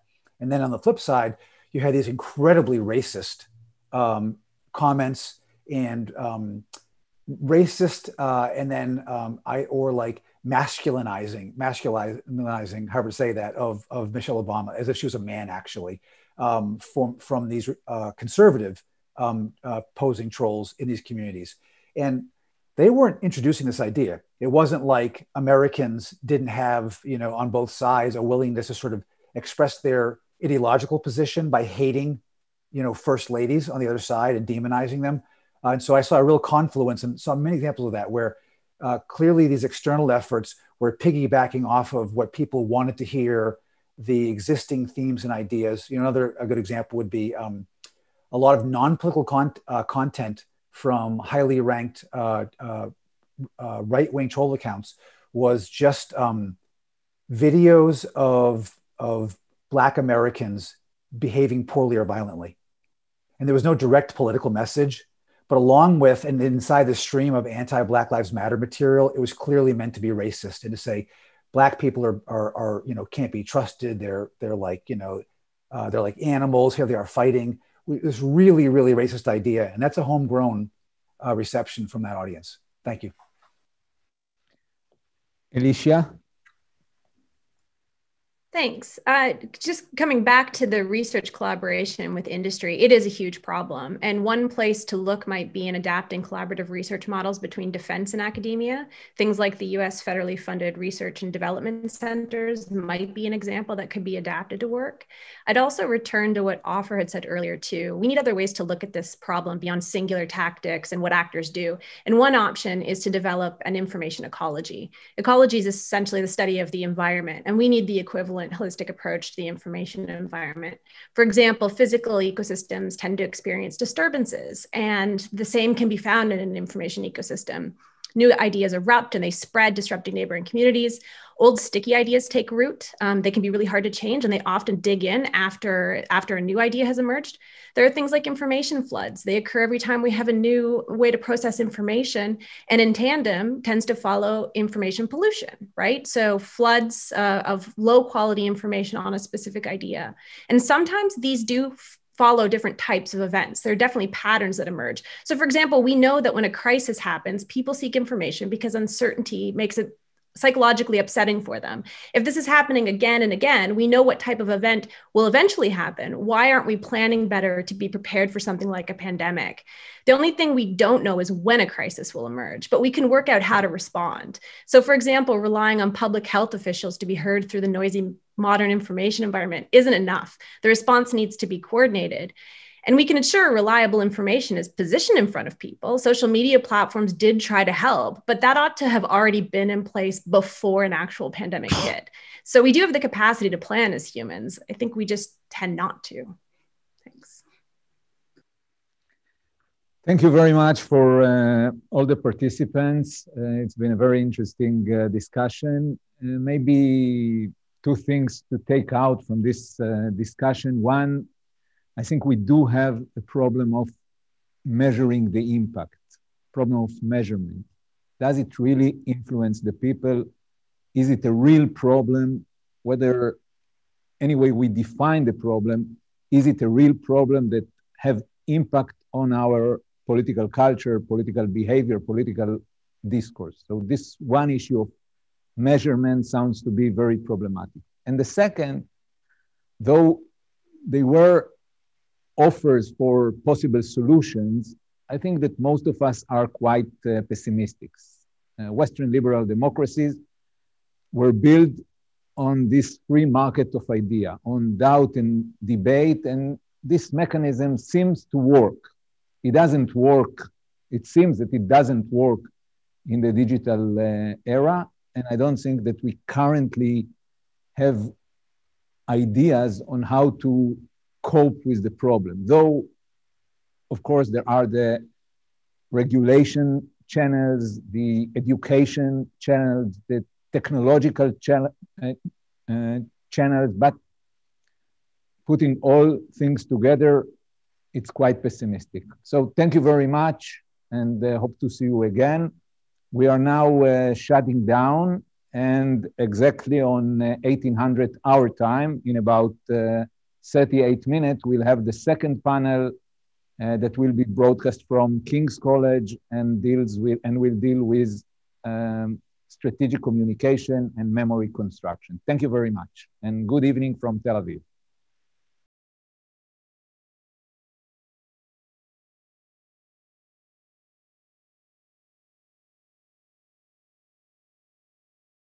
Good afternoon. Welcome. My name is Neville Bolt. I'm the director of the King's Centre for Strategic Communications in London at King's College London. And we welcome you to the second panel of today, following the first on disinformation and misinformation and fake news, which those who were fortunate enough to witness it, I think, saw a very stimulating and very successful discussion today. So we're going to take a slightly different tack, and I'll explain shortly. I'll introduce you to our panel of experts. But first, let me just, anyway, thank our partners, INSS in Israel, for their co-production and putting a lot of hard work and effort into making today possible. And then I welcome all of you around the world who are listening today, and that includes many of my own students from our master's program at King's in strategic communications, who I hope will be supplying us with plenty of constructive input and difficult questions for our panelists. So, memory construction in strategic communications. Okay, let me just give you a little bit of background why we're slightly, it would appear on the surface, diverging from this disinformation theme, although you'll realize quite quickly we're not. It is very easy in the way that strategic communications is applied and understood in today's politics and geopolitics. And by strategic communications, let me remind you what I'm talking about here is the shaping and shifting of long-term discourses, significant discourses in politics and geopolitics. And there is a tendency nowadays to overemphasize the message aspect. This is inevitable because it's about operationalizing and instrumentalizing on the part of states, governments, but also on the part of state challengers, revolutionary and insurgent movements, as well as global NGOs and even major transnational corporations such as big energy companies, high-tech companies, even big pharma companies. So there's a tendency to focus on the message. And perhaps what everybody is missing is perhaps what we should all be doing really is putting on our X-ray glasses and trying to look through strategic communications to see what is the underlying architecture, or if you like, where's the skeleton in the body of strategic communications. And our panelists today, I think, are all of a similar mind, that we need to look at the way that major influencers of discourses and big conversations, the way that they play with time, the way they try to understand time, past, present, and future, as a continuum that is there to be shaped in the business of constructing memories, which is not just about recalling the past, nor is it even just about forgetting the past deliberately. It's about actually shaping it, almost as a piece of modeling clay, and sculpting the past in order to take possession of the past in order to be able to present the official, the common sense understanding of the way things used to be. The reason for that being that those who shape the past at least legitimize their own presence in the present tense, in the now, in search of an attempt to own the future. And so we're playing today with time, with the construction of memory, and we're going to look at it from very different aspects. But at the same time, we're trying to enrich the debate around, I suppose, what is strategic communications? What makes it tick? What's really going on behind this surface level of messaging? So at this point, I'd like to introduce you to our 5 distinguished experts, and I'll introduce them in the order of appearance. So we have with us Elina Lange Yanatamashvili. This is a Georgian name, which I still struggle with.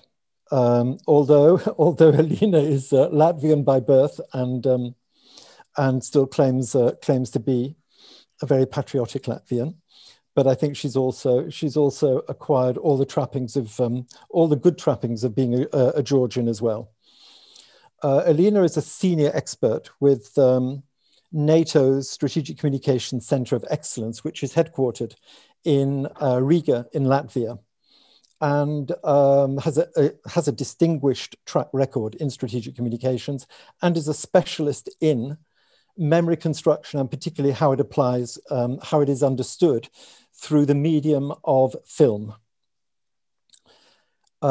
Second up today is Professor Gadiaia, who joins us from Jerusalem, who you're at the Hebrew University of Jerusalem, and you are in fact a professional sociologist, cultural sociologist, and I think brings a very different dimension to this discussion today. Really unusual understanding of what we need to be talking about.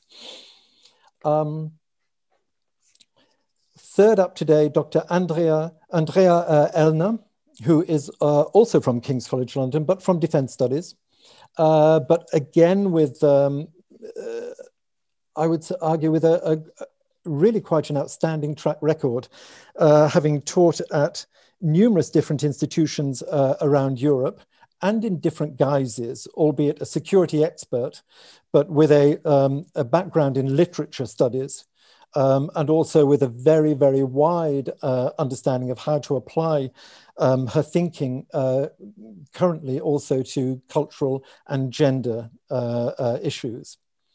And then fourth on today will be Dr. Vera Michlin-Shapir, who is an author, Israeli, but of Ukrainian heritage, with an expertise in Russian strategic thinking, and is going to introduce us today. In fact, is going to take us down memory lane and to look at the relationship between contemporary Russian thinking in terms of, again, memory construction and strategic communications, and see what relevance the Bolshevik Revolution has to do with that. And then, last but certainly not least, Dr. Vinicius de Carvalho, who is also Mariano de Carvalho, who is also from King's College London, but is the head of the Brazil Institute and is Brazilian by birth and heritage. And I'm not going to tell you what he's going to talk about, quite deliberetely, because I think he's going to throw a spanner in the works, as we say. For all our very clever theorizing that you're about to witness in the next 40 minutes, I think, to mix metaphors, I think Vinicius is going to pull the rug from under our feet right at the close. So a surprise in store for us. So enough of me. Let's move on to Elina. Elina, are you happy to begin and tell us what you want to talk about? So I'm going to give you roughly 10 minutes. and just remind our audience today that this 2-hour session is broadly split into 2 halves. You'll be hearing in the first hour from our experts, and if I have the time, I'll ask them a couple of questions as well. But in the second half, in the second hour, the floor is open.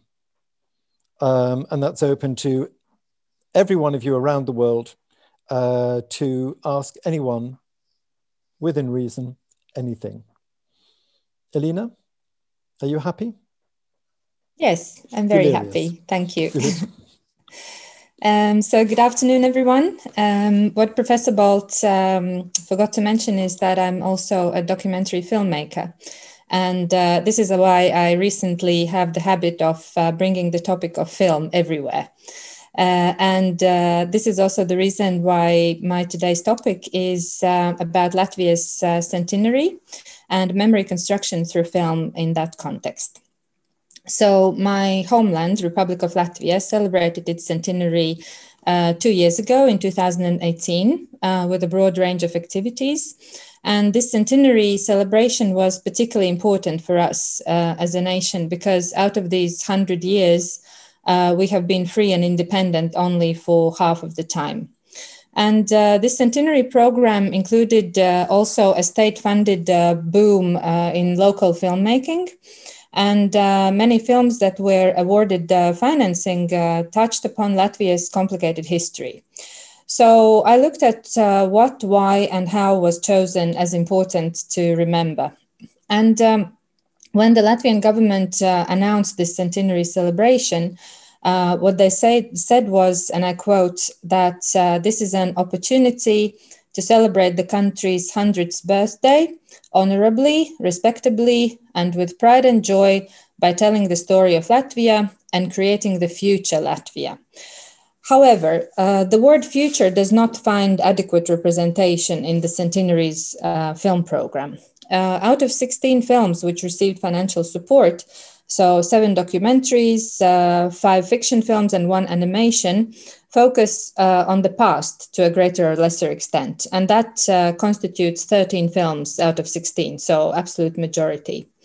And there has been a public discussion on what influenced the choice of films by the selection committee, but there is no clear explanation of the concentration on the past, since there was no such, so to say, official directive to follow. It just happened that way.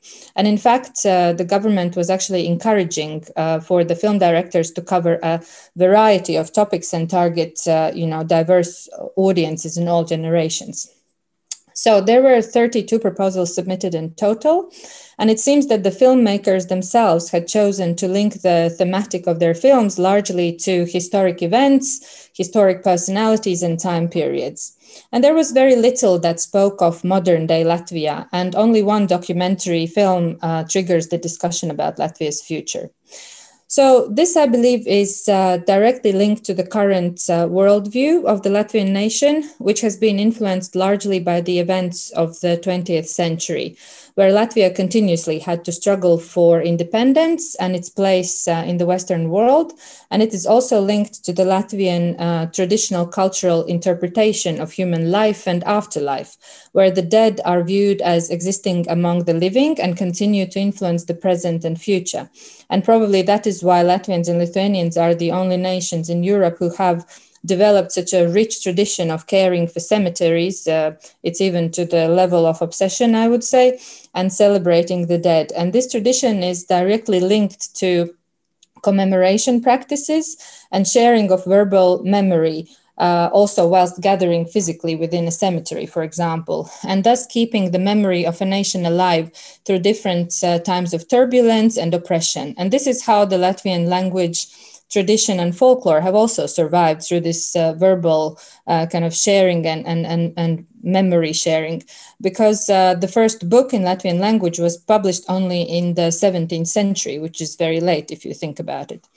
So preservation of language and manifestations of culture in the vernacular language are key to forming nationhood and the nation state, according to Benedict Anderson. And it has also helped to keep the idea of Latvian statehood alive from the 19th century onwards. and also preserving the forbidden memory of the First Republic of 1918 and an unwillingness to undergo full Russification were also the drivers behind the independence struggle under the Soviet Union. So which historic topics do these 13 films of centenary speak about? I would categorize them as follows. So first is understanding the formation of Latvian statehood.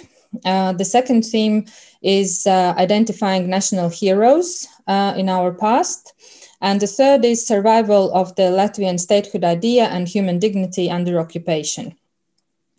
So I believe that this shows that there is a challenge to form a current Latvian national narrative identity, which would include independent Latvia after the 1991, so the modern day Latvia. And this has also been reflected in the ways how the Latvian political establishment has tried to brand the country internationally and how it has been talking to its ethnically divided electorate. Although the rhetoric is changing, there is still, I would say, no clear vision of the modern day Latvia that would be tied not only to the past, but rather showed the past paving a clear road to the future. So if we try to analyze this from theoretical point of view, then we have to look for an explanation in the understanding of historical consciousness. So namely, how an individual interprets the current based on conglomeration and the dialectic of past experience and future expectations. So my interpretation of the current historical consciousness of the Latvian nation is that it cannot comfortably move forward because it has not gained satisfaction from dealing with its past.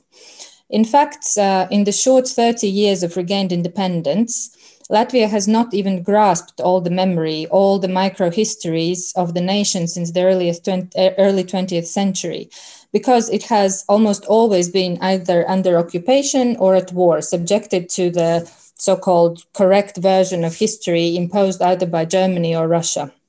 And therefore, the past still dominates the present in Latvia in a way that hampers future-oriented thinking. And this idea of microhistory has become particularly topical in the course of the 20th century, interacting with the ideas of post-structuralism and social constructivism, and the understanding that there is no one single national history, but rather multiple socially constructed coexisting realities, calls for a representation of these different memories, which help to assign a variety of meanings to what we would call, Latvian national history. And if we consider Paul Ricoeur's idea about the untold story, by which he means the collection of experiences of memories that we can voice in order to form our narrative identity, then Latvia has several painful memory points which it has problem voicing. And Ricoeur says that once we make a choice and voice these experiences to form our narrative identity, we automatically take responsibility for them. But that can be done only when one feels ready to answer for them. So that narrative identity can also change over the course of time, and that we experience as individuals, as groups, and also as nations. And as Latvia struggles with coming to terms with its World War II legacy and the heritage of the Soviet regime, it is very difficult for the country to form this narrative identity. And interestingly, there are actually very few films which speak about World War II or Soviet period in the Latvian filmography, literally just a couple. And I think it's related to this traumatic memory, because with traumatic memory, there is a need for a period of distancing before such memory can be articulated as part of one's narrative identity. And I think even greater temporal distancing is required for such memory to be represented in film or otherwise. So the last 30 years of Latvian independence have obviously not been long enough. Coming back to the films of the Latvian centenary, another debate that has to be addressed is the suitability of a film as a discursive construct for speaking of history. And the reason why historians do not accept film as a legitimate form to speak about the past is because of the little attention that filmmakers normally pay to detail, accuracy, and causality, focusing on drama instead. However, if you think from the point of view of memory, then film is in fact a very suitable medium, which from the point of view of its elements and construction methods very much relates to human cognitive processes, to the visuality of memory and to formation of a narrative identity. It also constructs and at the same time also manifests what we call collective or social memory. And cinema has been forming our perception of history for the past 100 years, whether we like it or not. And film can play an important role in the construction and consolidation of the collective memory in the imagined community of a nation. The film tells us clearly what we as a nation care to remember and what we prefer to forget. And one has to remember that also outside of Hollywood, even in such small countries as Latvia, film producers and studios are largely the ones who try to understand the supply and demand of what the audiences are likely to watch and what film festivals are likely to accept, and offer therefore relevant films to the market. So I think for Latvia at this moment in history, it is time for hero searching and confidence building, which is reflected in the composition of our centenary films. So thank you very much, and I'll be very happy to take your questions.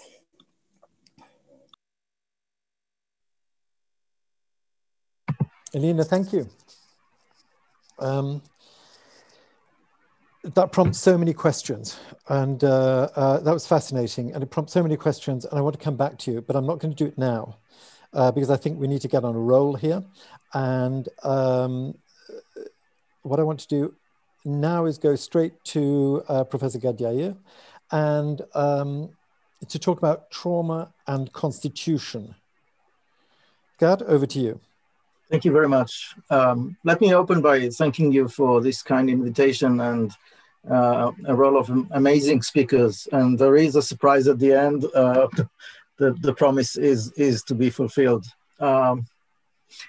Professor Thornhill, a leader in the study of constitutions, stated recently that, and I quote, "The classical theory of constituent power suggests that the legitimacy of a political system is derived from an ex nihilo moment of foundation. Constitutions," he intimated, "come out of thin air. I beg to differ and do so by using the theory of cultural trauma. I suggest that beneath the legal jargon of constitutions lay cultural stories of trauma. Those traumas motivated authors to make sure that they will never recur. The traumas, I mean. The stories of constitutions that leaders often narrate in the preamble of the constitution eternalize a national traumatic memory.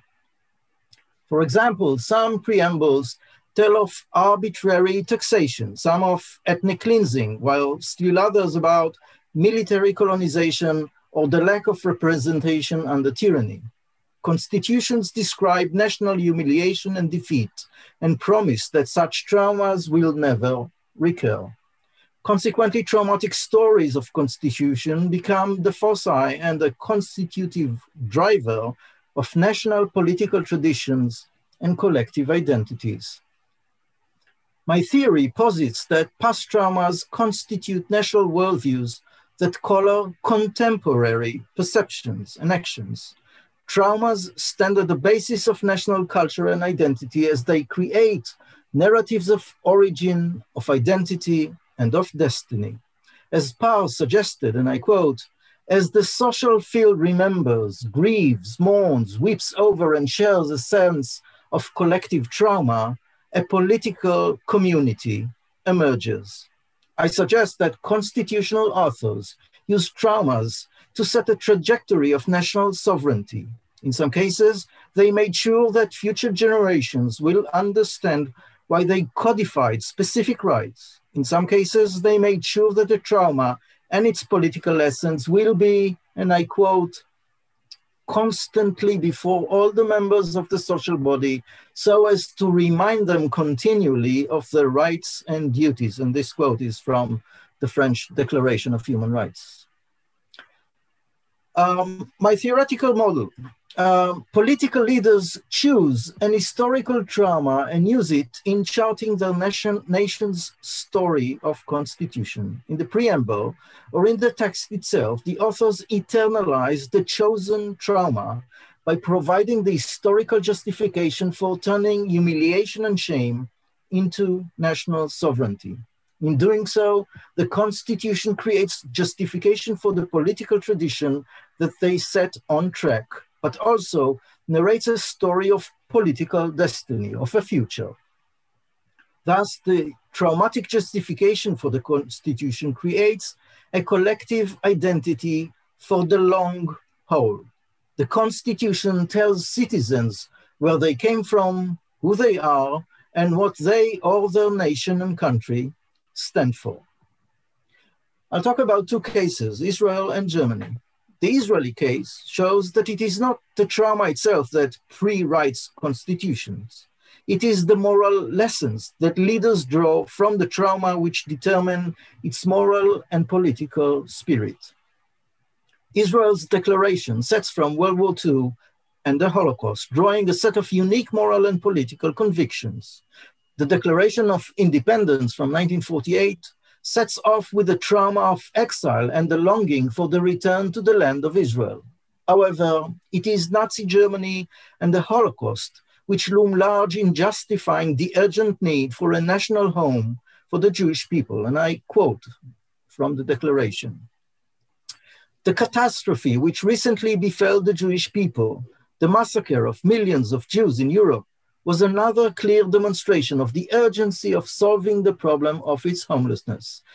By re-establishing in Eretz Israel, the land of Israel, the Jewish state, which would open the gates of the homeland wide to every Jew and confer upon the Jewish people the status of a fully privileged member of the Committee of Nations." The trauma of the Holocaust and the nation's ignorance of Jewish plight led Zionist leaders to constitute Israel on a commitment for national self-defense. Israel's tradition of never again and its emphasis of self-reliance in what concerns its existence emanate from the ashes of Auschwitz. Its emphasis on a strong army with mandatory service also reflects the commitment to stand strong among untrusty nations. The suspicion of other nations also drives its chutzpah diplomacy. Some constitutions avoid mentioning the collective trauma that underlies them. Nevertheless, unmentioned traumas can still loom large over the spirit and clarify why the authors of the Constitution chose to codify specific articles. Such is the case of Germany. The preamble to the Basic Law for the Federal Republic of Germany from 1949 never mentions the Third Reich, the Holocaust, or the humiliating defeat in World War II. However, this traumatic history overshadows the spirit of the Basic Law and its articles. As the preamble to the Basic Law states, and I quote, "Conscious of the responsibility before God and man, inspired by the determination to promote world peace as an equal partner in a united Europe, the German people, in the exercise of their constituent power, have adopted this basic law."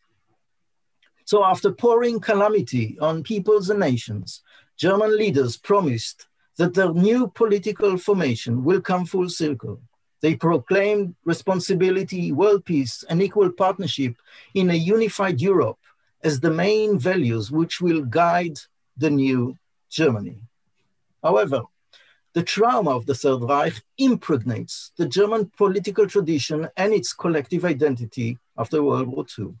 The horrors of the Gestapo and the Wehrmacht make for voluntary participation in a standing army. This is Article 12. The invasion of the Gestapo into people's private sphere motivates an unflinching commitment to privacy.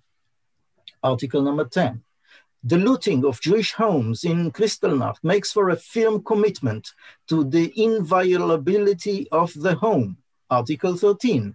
And the expulsion of Jewish citizens and their murder during the Third Reich imprinted the conviction to never allow extradition or the violation of citizenship.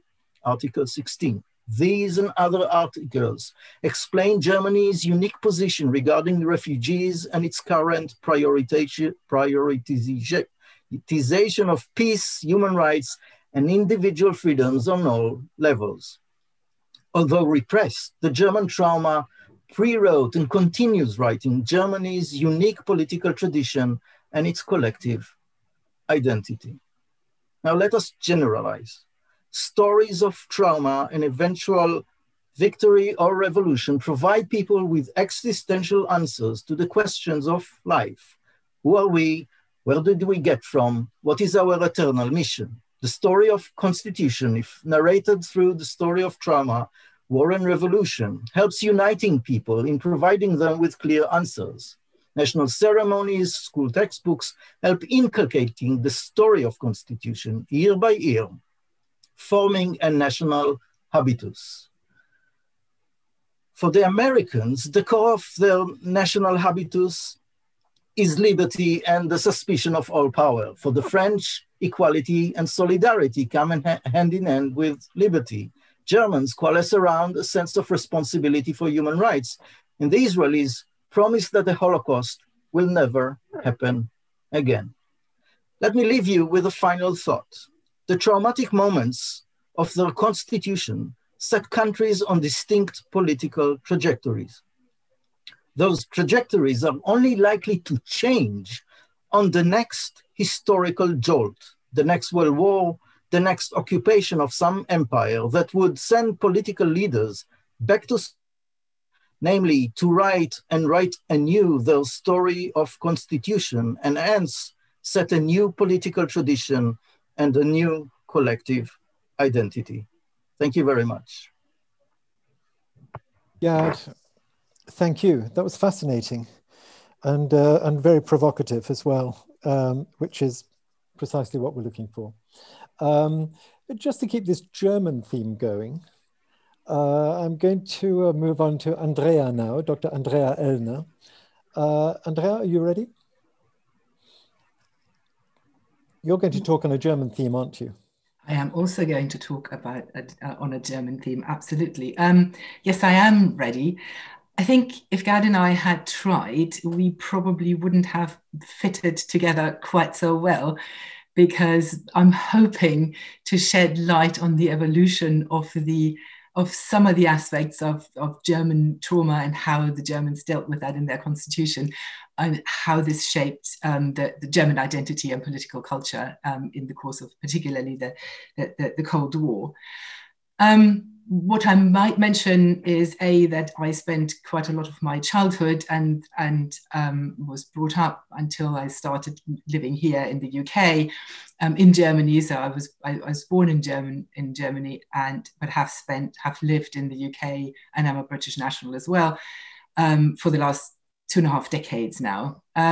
But so I'm sort of Anglo-German in a weird way, which gives me quite a privileged perspective. I will be talking about memories of war over time and look particularly at the German case. But before I start, can I first say again, good afternoon or evening for that matter, some of us already are in the evening, but then also thank you all very much for inviting me to contribute to this conference, and Neville and the King's Center for Strategic Communication specifically for inviting me to contribute to this session. Over the next 10 minutes or so, I will reflect around the example of mainly West Germany, but then branching out into wider unified Germany. I will be reflecting on the contested constructions of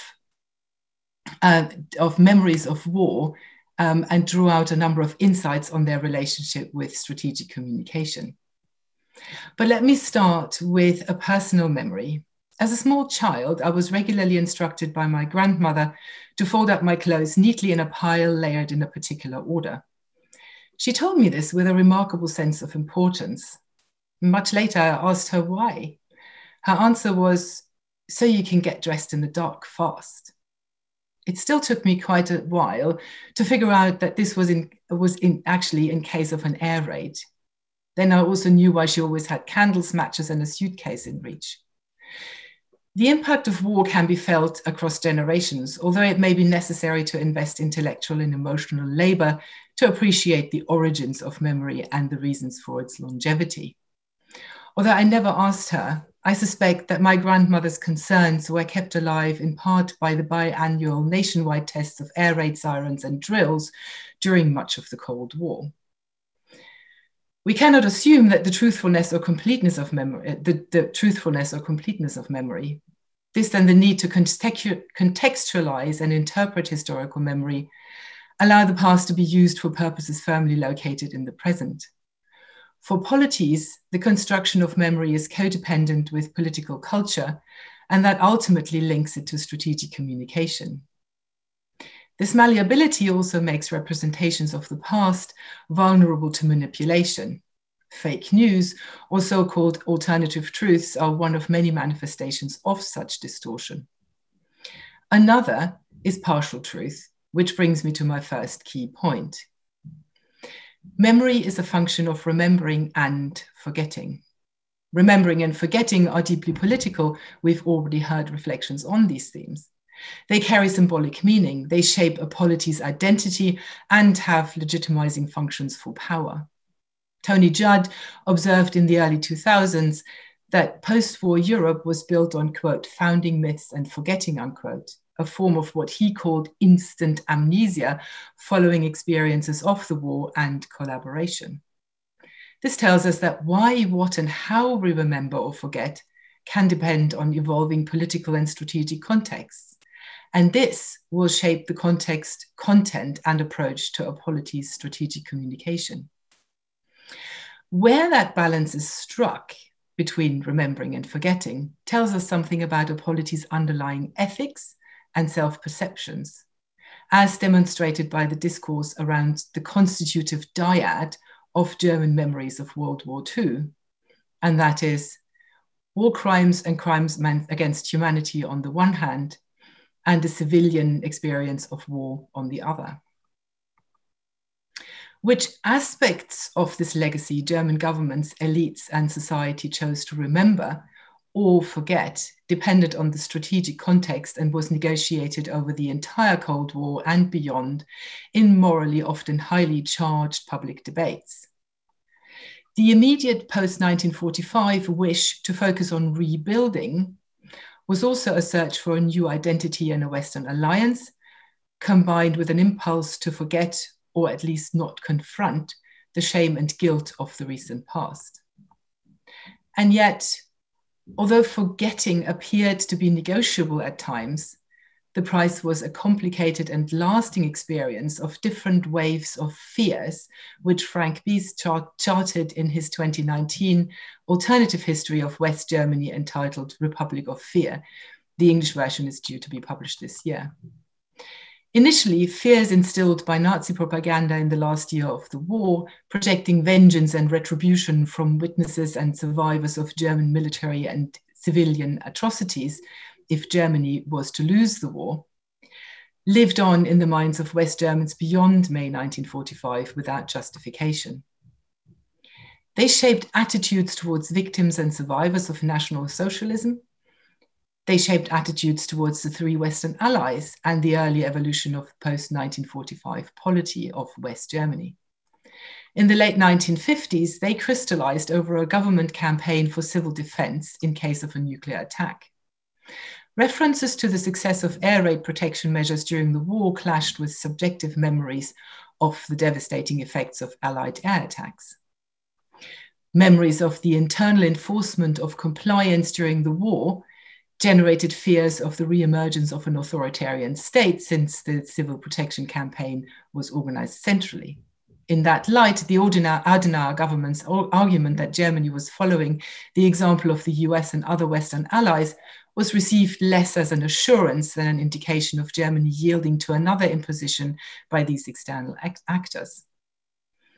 The persistence of stereotypes of militarized masculinity led to a rejection of sheltering as effeminate. The cover photo of the accompanying public information brochure entitled "Everyone Has a Chance" thus showed a majority of men in business attire, a respectable role for the new civilian German man. The initiative was soon replaced by another. We might see this as a recognition of its failure at strategic communication, and we might discuss why it was dismissed. This case is also symbolic, however, for the tilted balance in public memory of a German wartime diet towards German victimhood amongst the public and national identity reinvention by the government. From the late 1960s, that balance began to be redressed. This was triggered then, as on so many occasions since, in public debates from, I do apologize. I lost my train of thought here, of argument here. Let's try again. This was triggered then, as on so many other occasions since, by interventions in public debates from critical scholars, public intellectuals, students, and some politicians. They persistently forced Germans, the public, other members of the elite, and governments alike to confront their past, acknowledge the guilt of the Holocaust and other atrocities, and recognize the unacceptable degree of continuity of people with a Nazi past in public life. These developments did not replace German fears. They transformed them, for example, into fears for the ability to sustain lived liberal democracy and the fear, or at very least the reluctance, of using military force. The results, one might even argue the success of this transformation of the political culture, could be seen in the reception by large parts of the public and amongst scholars of what Jan Werner Müller called the unfreezing of war memories in the unified Germany. In the course of the 1990s, psychologists found an unexpectedly large number of clients seeking their help with delayed effects of their traumatic wartime experiences as children. Some of these accounts formed the basis of published studies. Over the subsequent decades, other studies followed which collated witness accounts, some based on contemporary Second World War diaries, others on individual recollections later in life. At a political level, modernization and in some cases reconstruction of the infrastructure of what used to be the German Democratic Republic, combined with the anticipation of a series of major anniversaries of World War II events, led to interventions, for example, of political voices in Saxony demanding the recognition of German victims of the Allied bombing campaigns. The focus of many of these interventions on Germans as victims seemed to spell a return to the one-dimensional culture of German war memories of the early period after 1945. And yet, how far the German discourse on the political and moral dimensions of remembering and forgetting had come could be gauged by the critical engagement with these contributions to the public and scholarly debate. For example, Jörg Friedrich's 2004 problematic Popular or Populist History of the Allied Bombing Campaign of 1940-45, entitled The Fire, and an accompanying volume of images were heavily criticized for implying moral equivalence between the Allied air campaign and German atrocities, especially the Holocaust. The overarching tenor of the critical reception has been that there can never be victimhood without acknowledgement of guilt in German wartime memories. Constructing and reconstructing memories of the Third Reich and exploring its meaning for new generations needs to be an enduring project. The continued recognition of this may just be the salient recurring insight on which to conclude. Why? Because there is a moral, philosophical, and political imperative to continue to engage critically with the construction and reconstruction of this memory. That engagement needs to be as constitutive of the political culture of the unified Germany as it became of West German political culture. In this sense, the protection of critical engagement with memory construction from those who seek to forget, is in itself a matter of strategic communication. Thank you very much for your attention. Andrea, thank you. Again, another fascinating insight into strategic communications and memory construction. I'm going to actually save my questions for later. And at this point, I'm going to actually suggest to all our participants who are waiting eagerly to talk to you that they should already start to, in the chat column, start to write their questions. You're all invited to join in, please do, and start writing now, thank you. And so I'm going to move straight on to Dr. Vera Michlin-Shapir, who's going to talk to us about the memory of the October Revolution in Putin's Russia. Vera. Yes, hello, good evening. Thank you, Professor Bolt. Actually, how I was thinking to look at this case is to sort of look at how this artificial separation that happens in Putin's Russia between the memory of the Soviet Union, which is overall remembered as a good experience, and the memory of the October Revolution, which is remembered as a sort of problematic event in Putin's Russia. And I think that this is a good way to look at how the revolution is remembered, because this separation is an extremely odd sort of way of considering this historical periods, historical events, and so on, specifically because the revolution was so important, was so central in the Soviet memory, while the Soviet Union was still existed, and in Soviet strategic communications. So you cannot really imagine Soviet strategic communications without the October Revolution. And that worked both domestically and in foreign relations, in international relations. So domestically, the October Revolution was celebrated in the most important official holiday, which was the 7th of November. And this holiday had a very clear understanding. It provided Soviet citizens a very clear understanding of their past. So the October Revolution ended the evil Tsarist regime and began a new phase in history, a new and better history, a new and Soviet history. And this is where Soviet citizens could place themselves in time and space. And also, very importantly, it had a projection. The revolution has a projection to the future. It sheds light into the future. The revolution happened in 1917, and more revolutions are to come, and Soviet utopia and communist utopia, Soviet utopia will be constructed. Externally, it was also extremely important because the revolution was a sort of benchmark according to which Soviet leaders could place themselves vis-a-vis foreign states. So is it a revolutionary power? Is it a country on the way to revolution? Is it a capitalist state that we have to compete with? So it was a kind of, the memory of the revolution was central, and it was a perfect historical memory, perfect subject for strategic communications in the Soviet Union.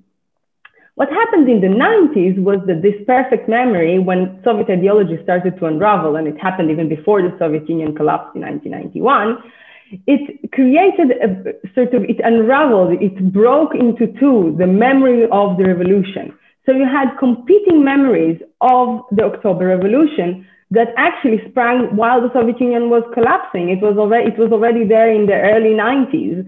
In 1991, on the 7th of November, groups of liberals and groups of communists both came out demonstrating on the streets. And liberals on that day were holding banners saying, this is the day of national tragedy. The Soviet Union is an evil state. It ought to collapse. And the October Revolution began a tragedy. Communists on the same day protested against democratic reforms, against Yeltsin and against Gorbachev. So this kind of competing memory of the revolution, it went on in the 1990s. And for these groups, it was very obvious that the revolution and the Soviet Union were bundled together in their memory.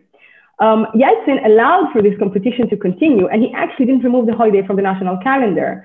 So he tried to rebrand it as a day of reconciliation, to sort of facilitate reconciliation in the public. He was unable to do so, and what happened were these two competing narratives. And in 2000, as we know, along came Putin. And Putin made it known very, very early that he thinks that the Soviet Union was not such an evil empire. It was actually a great time, and we should remember it and cherish the good memories we have from Soviet times. But at the same time, in various quotes by Putin, he mentions 1917 and 1991, the year of the collapse of the Soviet Union, the year to which he refers to as the greatest geopolitical catastrophe of the 20th century and a great trauma for the Russian people. 1991 is equated with 1917. So it was obvious that he's creating, artificially separating the revolution from the memory of the Soviet Union. And there are also numerous quotes of Putin saying bad things or implying bad things about Lenin, who was cherished in the Soviet Union as the greatest leader, sort of communism with a human face. And it became quite clear that the revolution contradicts a broader ideological agenda that Putin was putting forward. And his agenda was an agenda of stability, continuity, and unity. And I think that this is it's important to note about this broader agenda, something that is being lost in the discourses in the West right now. Putin is often being described as sort of an agent of chaos, somebody who tries to undermine order. But the fact of the matter is that in his own mind, he's a status quo player. He's not trying to undermine anything. If anything, if you ask today, Mr. Putin, what is your greatest, what is the greatest thing that you think that should happen in international relations? What is your sort of diplomatic goal? He will tell you that he wants to convene the group of 5 permanent members of the United Nations Security Council. So he has this vision, this very, very kind of static vision, sort of classical vision of how international relations should be run. And he intervenes and undermines what we see as an international order when he feels that the tide is going against this classical sort of order of 5 states ordering the world, and the tide, basically the tide of rapid globalization. And he is threatened by this tide of history. In fact, the revolution is kind of tied for him with these sort of disruptive events. And this problem is not only ideological for Putin, it's a very practical, a very political, obvious problem that happens in the former Soviet Union. And 2004 actually holds the key to understand why 1917 revolution is so problematic for Putin. In 2004, Putin removes from the calendar this 7th of November that Yeltsin kept despite the collapse of the Soviet Union. He removes it from the national calendar. Instead, he introduces a different holiday, the 4th of November, called the Day of National Unity. It's a very significant holiday for Russian strategic communications, but I don't have the time to speak about it. Basically, this is the ultimate forgetting. He wants to really expunge the revolution, not only say bad things about the revolution. He doesn't want the revolution to be remembered at all. And why it happens in 2004? It happens in 2004. It's not coincidental. This is the year when color revolutions began to happen in the former Soviet republics. So the Rose Revolution in Georgia and the Orange Revolution in Ukraine. And for him, revolutions become not only an ideological problem, but a practical political problem in the sphere that he considers as Russia's natural sphere of influence. Again, going back to this understanding of international politics as a kind of 5 states that have natural spheres of influence. And if you think about it today, when you hear rhetoric by Russian officials about the Arab Spring, you hear really very similar themes.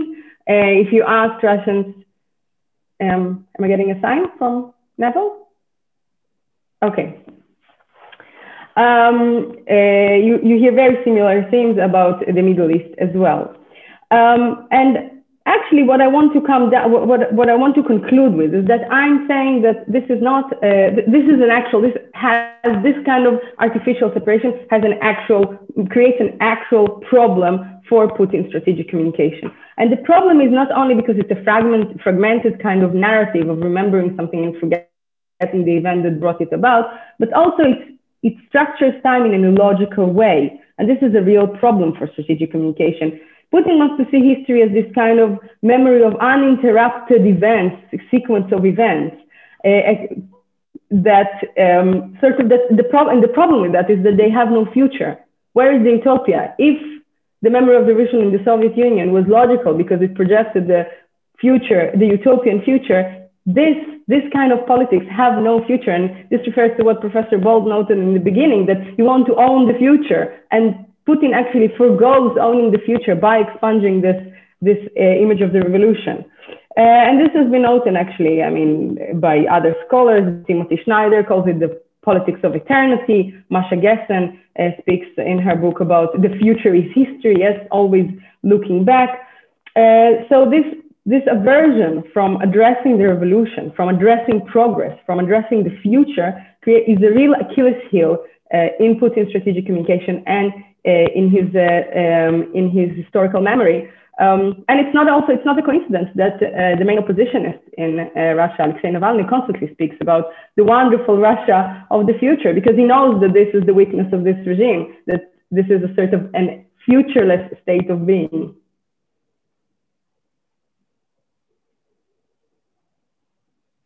Vera, thank you.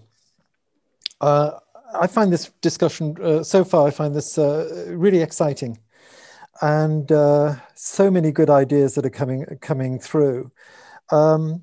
What's interesting is we're all clustered around a kind of nation state perspective and the relationship to the populations over time of the nation state. So at this point, it's only appropriate that we should go to Vinicius, who I think is going to problematize this discussion for us. Is that right, Vinicius? Exactly, Neville. And thank you very much for inviting me to take part of this panel.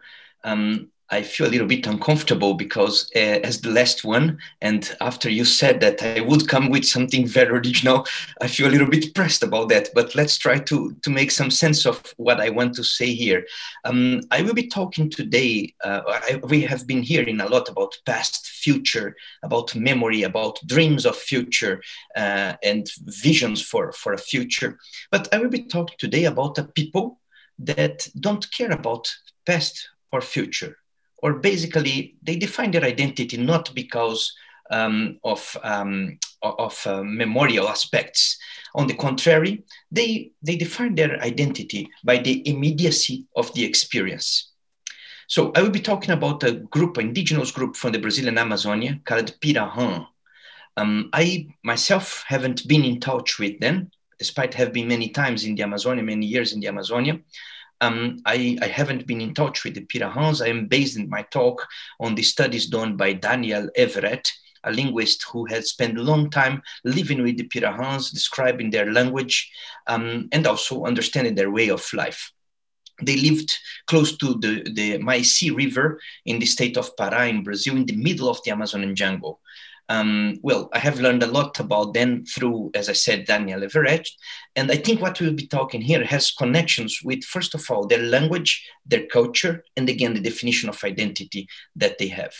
About their language, some specificities that are quite interesting. One of that's about verbal tenses. I will be explaining better about that. They don't nuance as we do in our Western language or Indo-European language, let's say like that, many aspects of past and future. It's a much more immediate, it's much more present tense language. The other aspect, it's a language that doesn't have any quantifiers, not only numbers, but also any sort of element that quantify aspects of the nature or the reality. The sense of direction is not based on the body-centric, like we have right and left, but in an exocentric, exo-body-centric. So they describe their relations to the world through upriver or downriver, for instance. Their culture, it's quite peculiar also because the relationship with the nature is obviously very remarkable, as I mentioned here, the question of direction. Contrary of what many anthropologists and linguists say, they don't have original myths. They don't talk about a mythological past. They don't talk about how they create the world. They don't tell stories, basically. They don't narrate stories. There is no narrative in the sense of what we know as narratives, not only in past events, but also fictionalizing it. And they don't plan more than one day. They will not talk to you about what they will do after tomorrow. They just think about what we have today. So it's a people that do not talk about unexperienced events, such as long past or far futures events, or even fictional topics. So we are seeing how problematic the situation here when we are discussing about memory and the role of memory to build up identities or to communicate through memory aspects and to think about future in strategic communication terms when we don't have really a far future to talk about. So basically, they have an expression that's that we would call perhaps in Western language just now. They would just say what comes into my sight or goes out of my sight. That's their immediacy of experience. And that's, I think, is the most important element that we should keep when we think here, is the immediacy of experience. They only make statements anchored to the moment when they are speaking, rather than to any other point in time.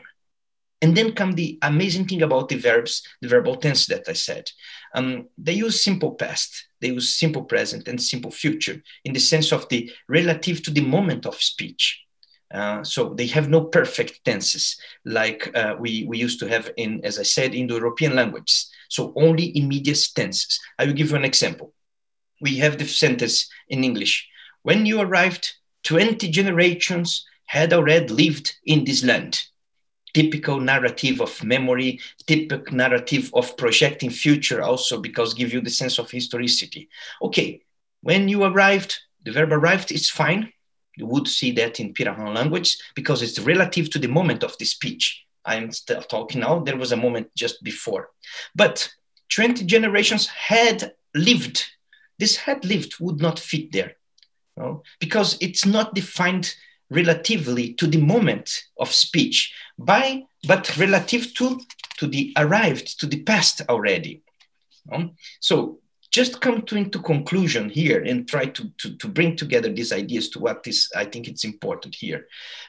Yeah, we are so used to discuss memory. We are so used to discuss narratives. We are so used to discuss identity through a model of language, Indo-European language, that gave us these structures of thinking that framed our way of thinking and frame our way of needing memory to define ourselves. But this indigenous group in the Amazon, this ethnic group in the Amazonia, actually are teaching us or telling us that you can have a strong identity as they have. They are not an isolated language in the sense that, oh, nobody have been in touch with them. They have interaction with other people that are non-indigenous people or other indigenous group, but they have quite a clear sense of what their identity. They conserved their identity, or they have what we could call, let's say, a tradition, but it's not a tradition based on the sense of memorialistic storytelling. They have a very interesting language that is not permeable as we are used to see many other languages of exchange words or mixing words. No? So this lack of permeability in the language also reinforces the sense of an identity, but an identity that is immanent. It's not transcendent. No, it's not identity defined or marked by memory. And then if we have no eyewitnesses, we cannot translate. We cannot talk about what we haven't lived. Just to conclude, the person who wrote this, that's the book that I mentioned most of the time here, Don't Sleep, There Are Snakes by Daniel Everett. Daniel Everett, when he went to live with the Pirahans, he was an evangelical missionary from US with the mission to learn the language, translate the Bible, and obviously convert these people into Christianity.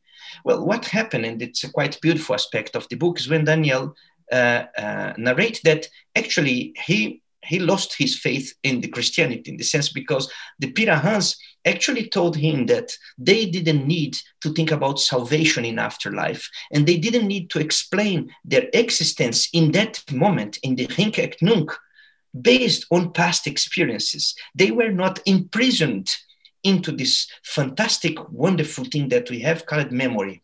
They were free of memory, and that were the strength or their identity. So that's, I think, the shocking aspect that Neville said that I would be bringing here. No, it's like saying, how can we imagine an identity, a people that define themselves without the need of being imprisoned by this memorialistic aspect?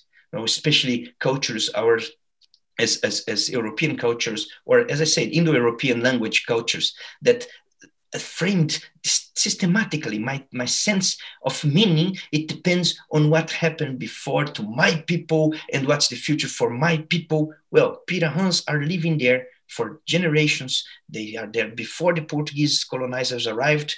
They survived that, they survived everything, and they are still there, living as Pirahãs without the need of discussing the role of memory, because what is important is the now that they are living. I will finish here with more open questions than conclusions on that. I think my role is more to provoke us to think about how much language also frame our way of dealing with memory, and what we think that is an experience of the all humankind can be very different if we think differently also on these aspects of language. I hope that it was not so frustrating for you to wait until this end to something that was not what we're expecting as a bomb, but at least I think these ideas will be a very good counterpoint to the discussions that we are having from the beginning of this panel now on memory and the need of memory, and especially how to deal with that in strategic communication. I would put this question, how we can communicate strategically without the need of memory then? Thank you very much. No, thank you, Vinicius. And that's a great question. But let me just ask you very quickly. So you mentioned the hink and inunk, but the here and now. But so this is experiencing the here and now. But do they actually have the ability or choose to have the ability to step outside themselves and look back in on themselves and to examine the concept of time and space? That's, again, it's a question that would never fit into that mentality, because that's a question that we have. These questions of in and out, it's framed from our language, it's framed from our cosmology, and even for our ontology. So that's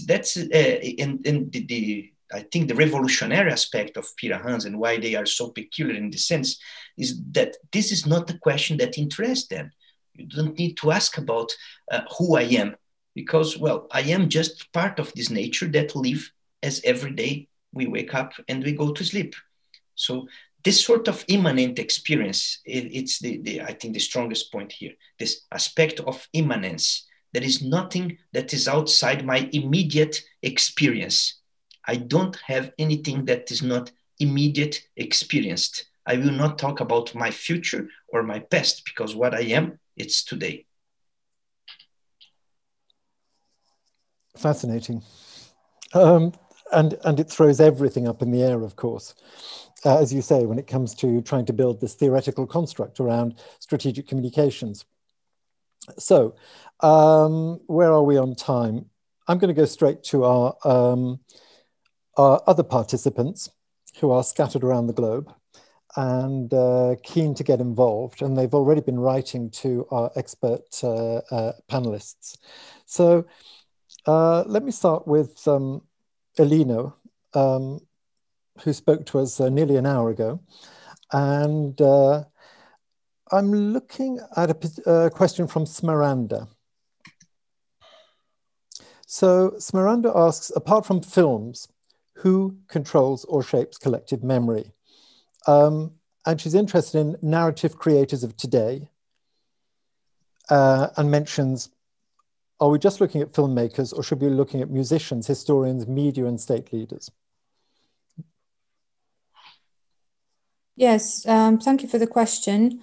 I think the thing with the collective memory is that it's a process that we don't fully understand, and it is all about the interaction and the change that happens when we interact with each other, and we influence the collective memory, and then the collective memory influences us.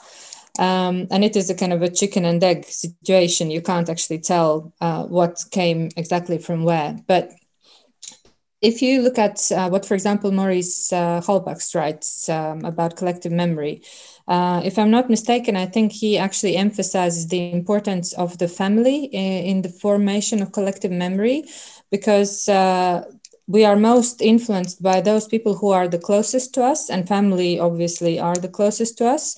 And they are also the ones who give us the first introduction to the rituals. And rituals are extremely important for maintenance of collective memory and also for constructing collective memory. But I think if we come back to, for example, to the idea of a nation and to Benedict Anderson and the imagined communities, then as I mentioned in my introductory remarks, that mostly products of culture, what we would call them in the vernacular language, are the ones that form the idea of a nation and this collective understanding and memory. So yes, anything, books, films, music, folklore, and you can expand also on the idea of a language. So I think probably, yes, those two things. Of course, governments can also play a role, but what we have to understand is that they do not operate in a void. They don't start from nowhere, from a blank page. And actually, the more they, dig into the roots of our collective memory, the more successful they are in their communication. Mm. And Sophia wants to follow up there, Elina, with you. And she's asking whether or not the films that were commissioned or funded by the Latvian state, do they only focus on World War II and Soviet occupation? Are there any other historical events that were drawn out as a way of constructing? Yeah, actually, I think there was maybe a misunderstanding. So what I was saying is that actually there is very little film that talks about World War II and the Soviet occupation. So these films largely focus on the very first formation of or self kind of conscious understanding of Latvians as a separate ethnic group. Or formation of the idea of the nation. So we would be talking about films that talk about events of 12th, 13th century, for example, the Baltic tribes. Then we would see films that talk about 1905, that period. We would see films that talk about the First Republic and the life during the First Republic, which is kind of a sacred period. And then the Soviet period would maybe be more kind of in the background. So there are films, for example, about the ending of the Soviet Union. That is a film about a family with little girls who are kind of alone in the countryside, and they just hear these events happening on TV and on radio, and that they start getting this understanding that something big is going to happen. Sorry, what was the original question? I got carried away. I think you're there. And let me move on. Just going back to Vinicius, Russell Smith asks an interesting question. Could a memory-free society ever be constructed now in our present world? Which I think also raises the question of how do they, with their being totally absorbed, existing in the now, the here and now, what happens when that here and now comes into contact with the outside, the broader nation state understanding of time and space? Yeah, well, I think first, it's difficult to talk about construct societies. No, I think societies, they are a result of a natural process of construction. Yeah. So I would not say that we can construct a memory-free society. There are societies like this one, that culturally, linguistically, didn't need the sense of memory to make sense of themselves. So what I'm saying is, we are not here talking about paradigmatic change. We are talking here about syntagmatic change in the sense of way of things. We are talking about other cosmologies, other ontologies, other epistemologies that doesn't fit into the categories that we are using. So as I'm reading Russell's question here, isolate society. Well, from our perspective, they are isolated, but they are a society by themselves. So I think when we deal with the case of Pirahan, it's really putting in challenge all these sort of questions that we have about how we configure senses of societies. And it's quite easy to us to try to understand or to try to project all over the world we are the same, we are humans sharing the same values and same meanings of what it means to be humans. And again, how they relate to the other societies. They relate with as another being, not necessarily human being. There is one very interesting episode in the book that Everett mentioned that sometimes he was there, but they talked to him. He spoke in Pirahan language, but sometimes they talk among themselves, referring to Everett as he was not there. Oh, like, oh yeah, I asked Daniel something like that. Everybody saw, Daniel seen that they were talking about him as he was not there. So the conception and perception of being, it's different from what we are used to look at. Therefore, the relations with outsiders, it's a relation with a total otherness. It's a sense of really otherness, and they are not so worried in search what we have in common and what we need to take from them in the sense. No? That's, I think, what is very revolutionary and difficult to us to really exercise putting ourselves in that position. And just before I finish, I saw the question of Alfredo Crocco, and they don't have tattoos, they don't have any figurative arts either. So there is no sort of transforming this experience in anything that is external to them as well. Thank you. Giovanna has an interesting question for Gad, which is, Gad, you talk about these major jolts that are required to actually change the trajectory of the way a country perceives itself in its strategic communications. So she's asking you, Giovanna's asking, are there minor jolts as well? Are there more incremental changes that you would consider in your theory? Well, there are processes of construction and reconstruction always working, but at least in the case of Israel, we speak of traditions that go 3,000 years back.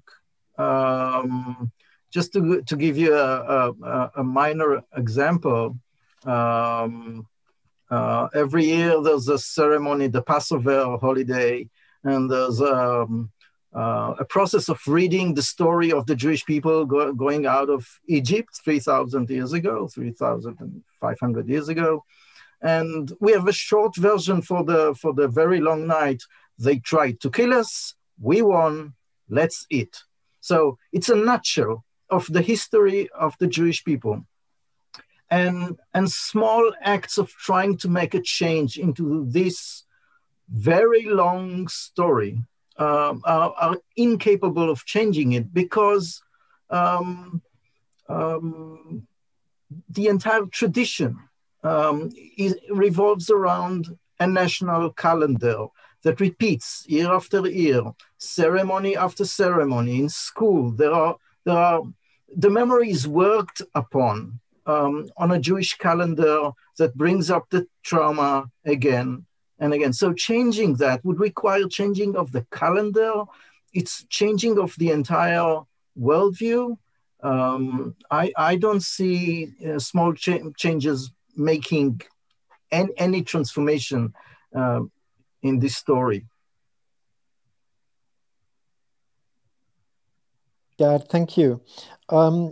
Mimi asked the question of Andrea.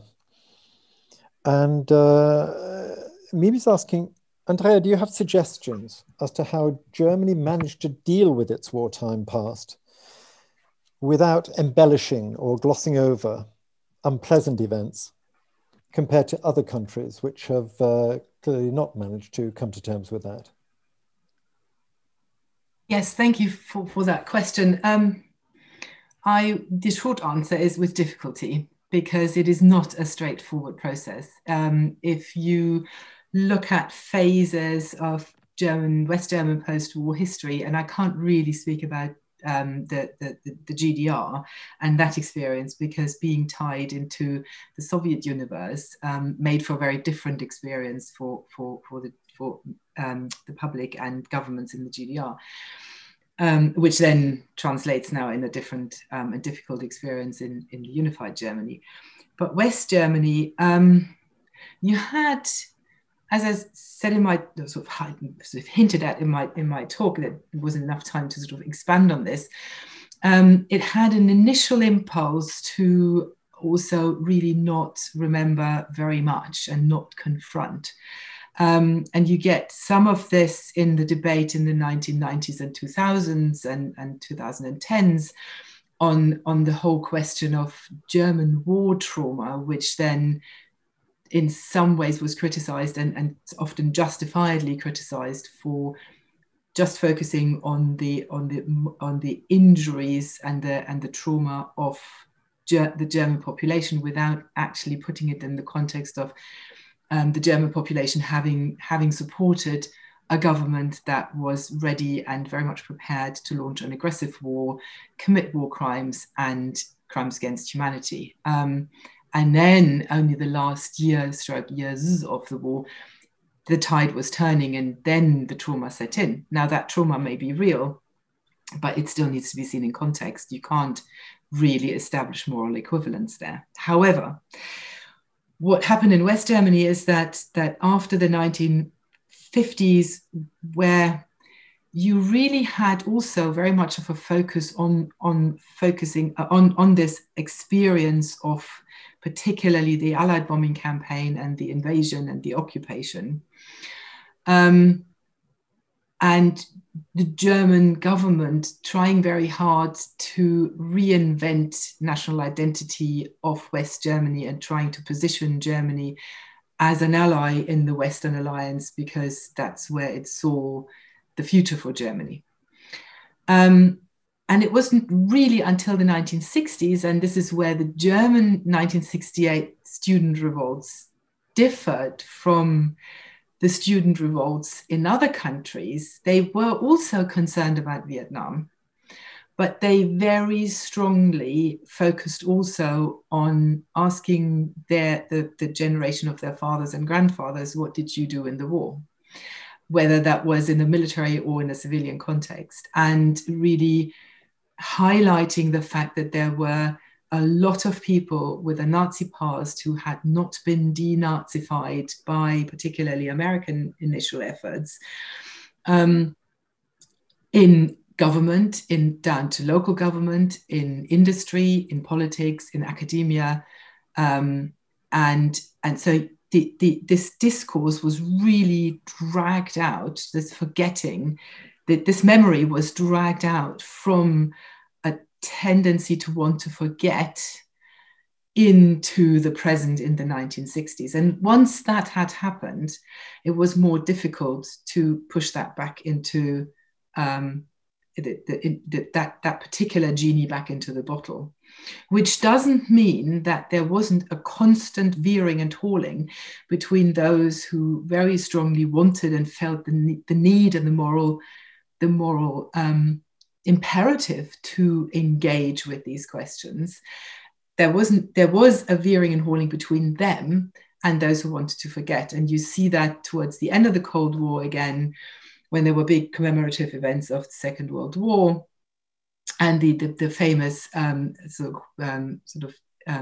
huge dispute between historians broke out in the late 1980s about whether it was time to forget.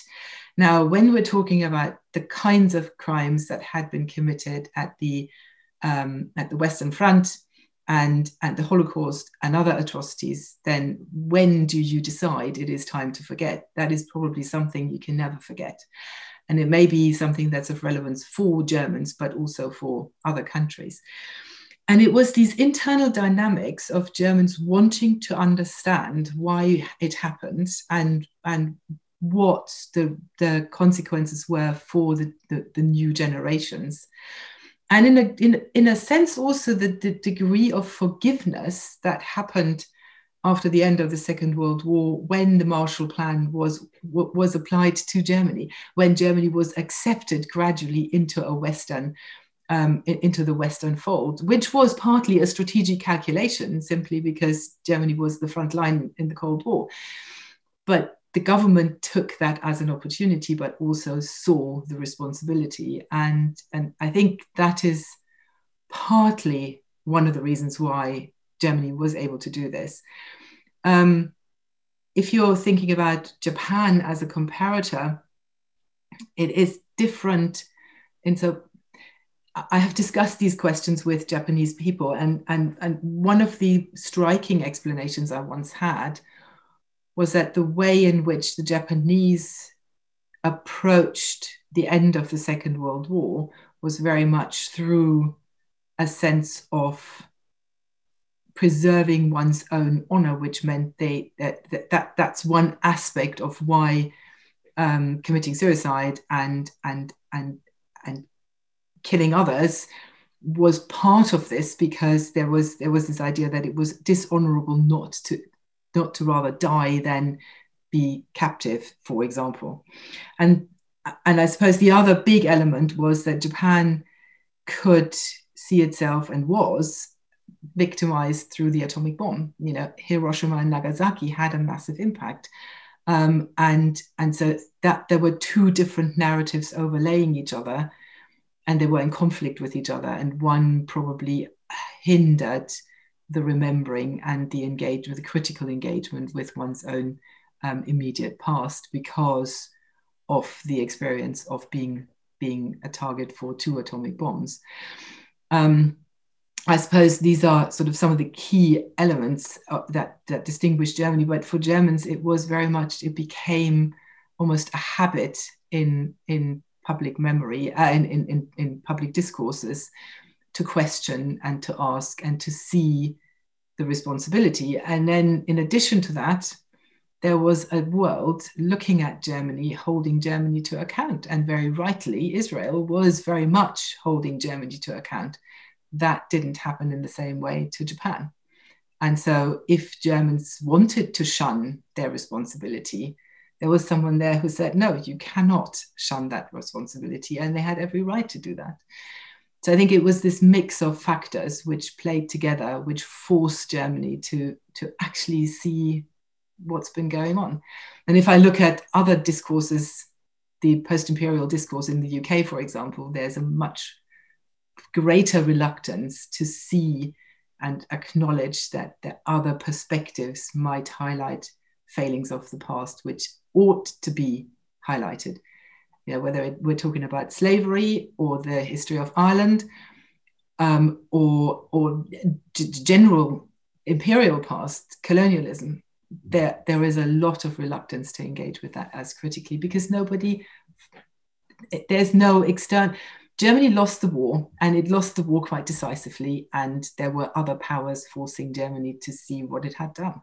And that was a good thing, ultimately, I think. So Andrea, consequently, Alex is asking you, is Germany crippled by its Vergangenheitsbewältigung? Does it hold back, he says, from taking a more assertive role on the global stage, very much at a time when Germany needs to come to the fore and offer some kind of leadership? Yeah, that's been a running theme for Germany since really just before the financial crisis. And it's got Germany in very hot water with the Greeks, for example, where that didn't go down well very much at all. So I think the German position on the question of leadership is the world probably had enough of a German leader, then called the Führer. And so it's not going to lead from the front. However, so this question is actually not just a 21st century question. It arose fairly quickly over the EU's aspirations to become a military active power, to become a peace builder or at least conflict manager with regard to the Bosnian scenario. And Germany made a few missteps at the start, but then there were also diplomatic missteps. But then there were also calls for German active engagement in a military realm, which from a German perspective was horrific, because the pacification of German society and German approaches to German German approaches to political problems, including foreign and security policy, had been quite comprehensive. And there was a very strong mistrust of Germans of their own sort of power. And they did not really, they were not keen to throw their military weight around. And that was justified, because I think if Germany had got militarily more involved in the Balkans than it did, and it did get involved, but very much behind the scenes in the margins, then a whole host of World War II memories and factions and alliances and memories of those would have almost inevitably been dragged back into an already bubbling cauldron of the descent into war in several Yugoslav republics. So staying out of that was a good thing. What Germany did do in 2015, for example, was to say, right, we have a serious migration crisis here, and we need to help these people because they are either migrants because of war, or asylum seekers because they are persecuted, and there is a legal right to asylum, which is very close to Germany's heart. But there is also a legal right in Germany, there is a right to be protected from war. So the Germans took in huge numbers of people in 2015. And then they were left alone. Almost entirely. There weren't that many countries that also queued up to say, yeah, let's help this whole, we collectively through NATO and our actions in Libya, for example, we also helped create this problem. Syria was a long-term consequence of the involvement in Iraq. Germany stayed out of this, maybe justified in the long term because it didn't exactly go particularly well. So German leadership sometimes is more from behind than from the front, and that's for good reason.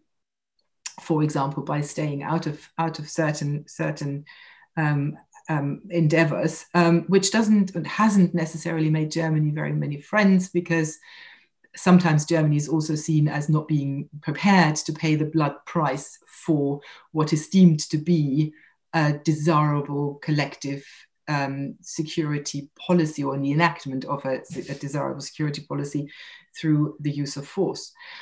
The other thing Germany has done, or the current German government has done over the relationship, the transatlantic relationship, is to emphasize very strongly in its interaction with the US under President Trump that Germany stood for liberal democratic values and was going to defend them in the face of American different ideas about how America should engage and conduct itself under a Trump presidency.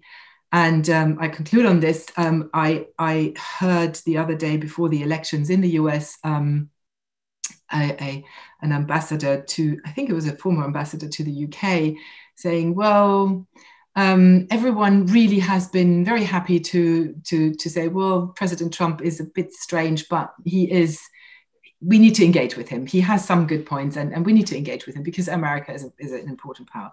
Germany did not. They just stonewalled, and they did not want any engagement. And I must say there are very, very, very few moments when I'm a little bit proud of being also a German.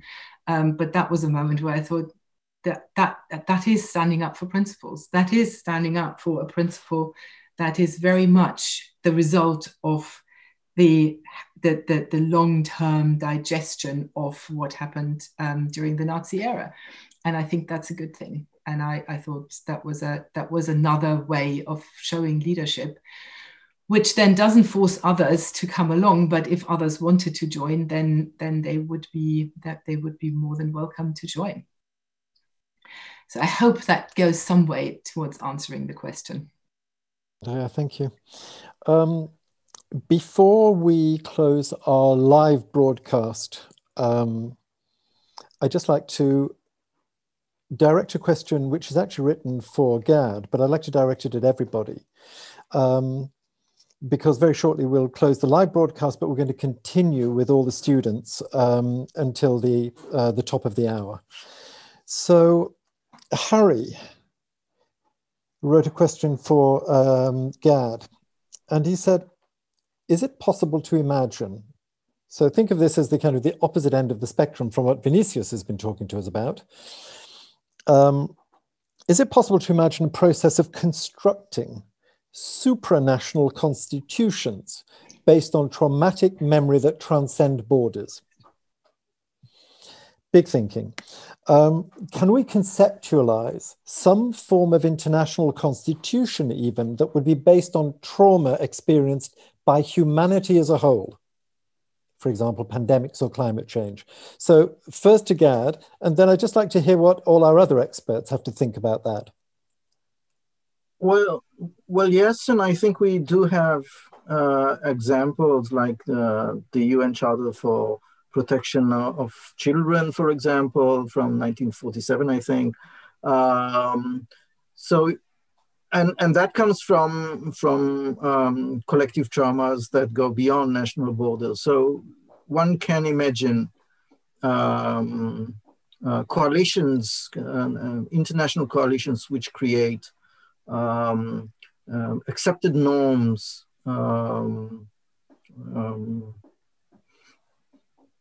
and you know, we have the code of conduct in war, which is an international agreement of what you can do in war and what you cannot do in war. So those are examples that actually provide a good example. So yes, you need a good trauma to create an agenda that unifies different nations around an agenda.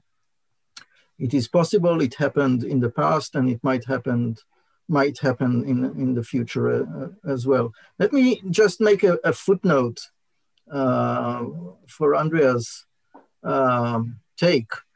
Israel and Germany have launched bilateral relations as early as 1956.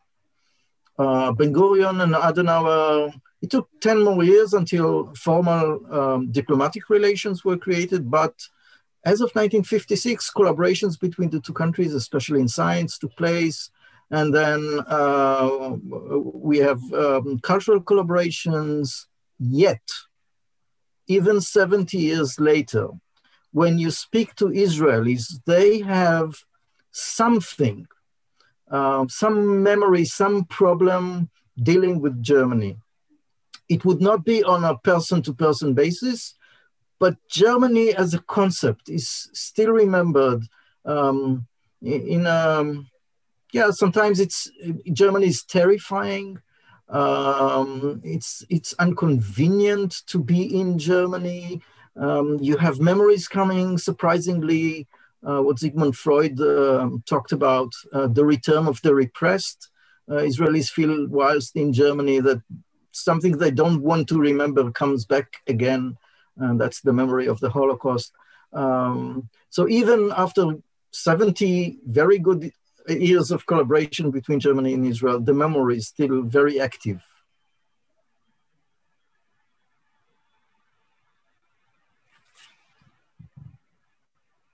Let me open that, put the same question to Vera. Vera, do you have any thoughts on that? Yes. So kind of a human trauma that sort of brings people together. I mean, I think and I think that this is a theme that came up in the questions that we see in the chat. I think that actually, and there were a couple of questions about sort of how memory is, how social networks impact memory, and whether authoritarian leaders look to the past because they need this kind of unifying power to memory. And I think that really what happens today, and this is something that Putin, for instance, somebody like Putin would really not like, is actually what Alina started with in the beginning, is that we see more and more micro narratives. So because trauma is subjective, and because we're living in an age where the power of communications with the rest of the world is sort of fragmented, is given to everyone. So it's actually an age of enhanced micro-narratives. So you have more and more micro-narratives. You have more and more subjective understandings of trauma. You have more and more of these kind of conversations going on. And so I think that actually we're heading in a different direction and the people who are kind of trying to bring us to the pole of kind of having a unified understanding of how we perceive ourselves, of how we look to the future, are actually people who are more in the, who are more in the realm of Putin, or some kind of a neo-authoritarian understanding of history. And what you're seeing now is kind of this more and more fragmented. There was a comment here also about kind of the personal narrative, that the personal narrative is the only real narrative of trauma that people today can sort of relate to in a more pure way. So I think that this is a direction that we're heading towards, and I don't think it's a particularly bad one. I do think, though, that it does have a problem again, and this is a problem that I've discussed in my presentation. It does have a problem that shares with others who construct memory in a kind of more backward-looking way. So sort of looking back, is that where is it taking us? I mean, this variety of voices where they're not kind of brought together by institutions that are trusted and mutually agreed on, like constitutions, which are really, constitutions are creatures of, say, a more classical age. So when we don't have that, when we don't have these streams that bring us together, then we're heading. I mean, where is this heading in terms of narratives? And maybe it's actually we are being freed of this kind of more oppressive memory, as maybe we are heading towards that kind of direction of more like a state of being in the present, and we're not actually acknowledging that this is what technology is doing to us right now. Vinicius, just a very quick point from you before I actually have to wave goodbye to our live broadcast listeners. I'm sorry to jump there, but it's another subject that I would like to bring different from what I said. What Neville didn't say is I'm a musician in my second life, my second ontological existence, and I conduct orchestras and choirs. And 2007, I performed in Brazil with 150 children, the children opera called Brundibar by Hans Krasa. This opera is quite connected to the memory of the Holocaust because it was performed 52 times in Theresienstadt concentration camp in Czech Republic by children that were prisoners there. We translated this opera into Portuguese with one survivor from Teresien who sang while she was a child there. And I was having deep discussions with myself, what is the ethics of memory involved in performing this opera in Brazil in 2007 with children in Brazil that actually haven't even studied about Holocaust yet.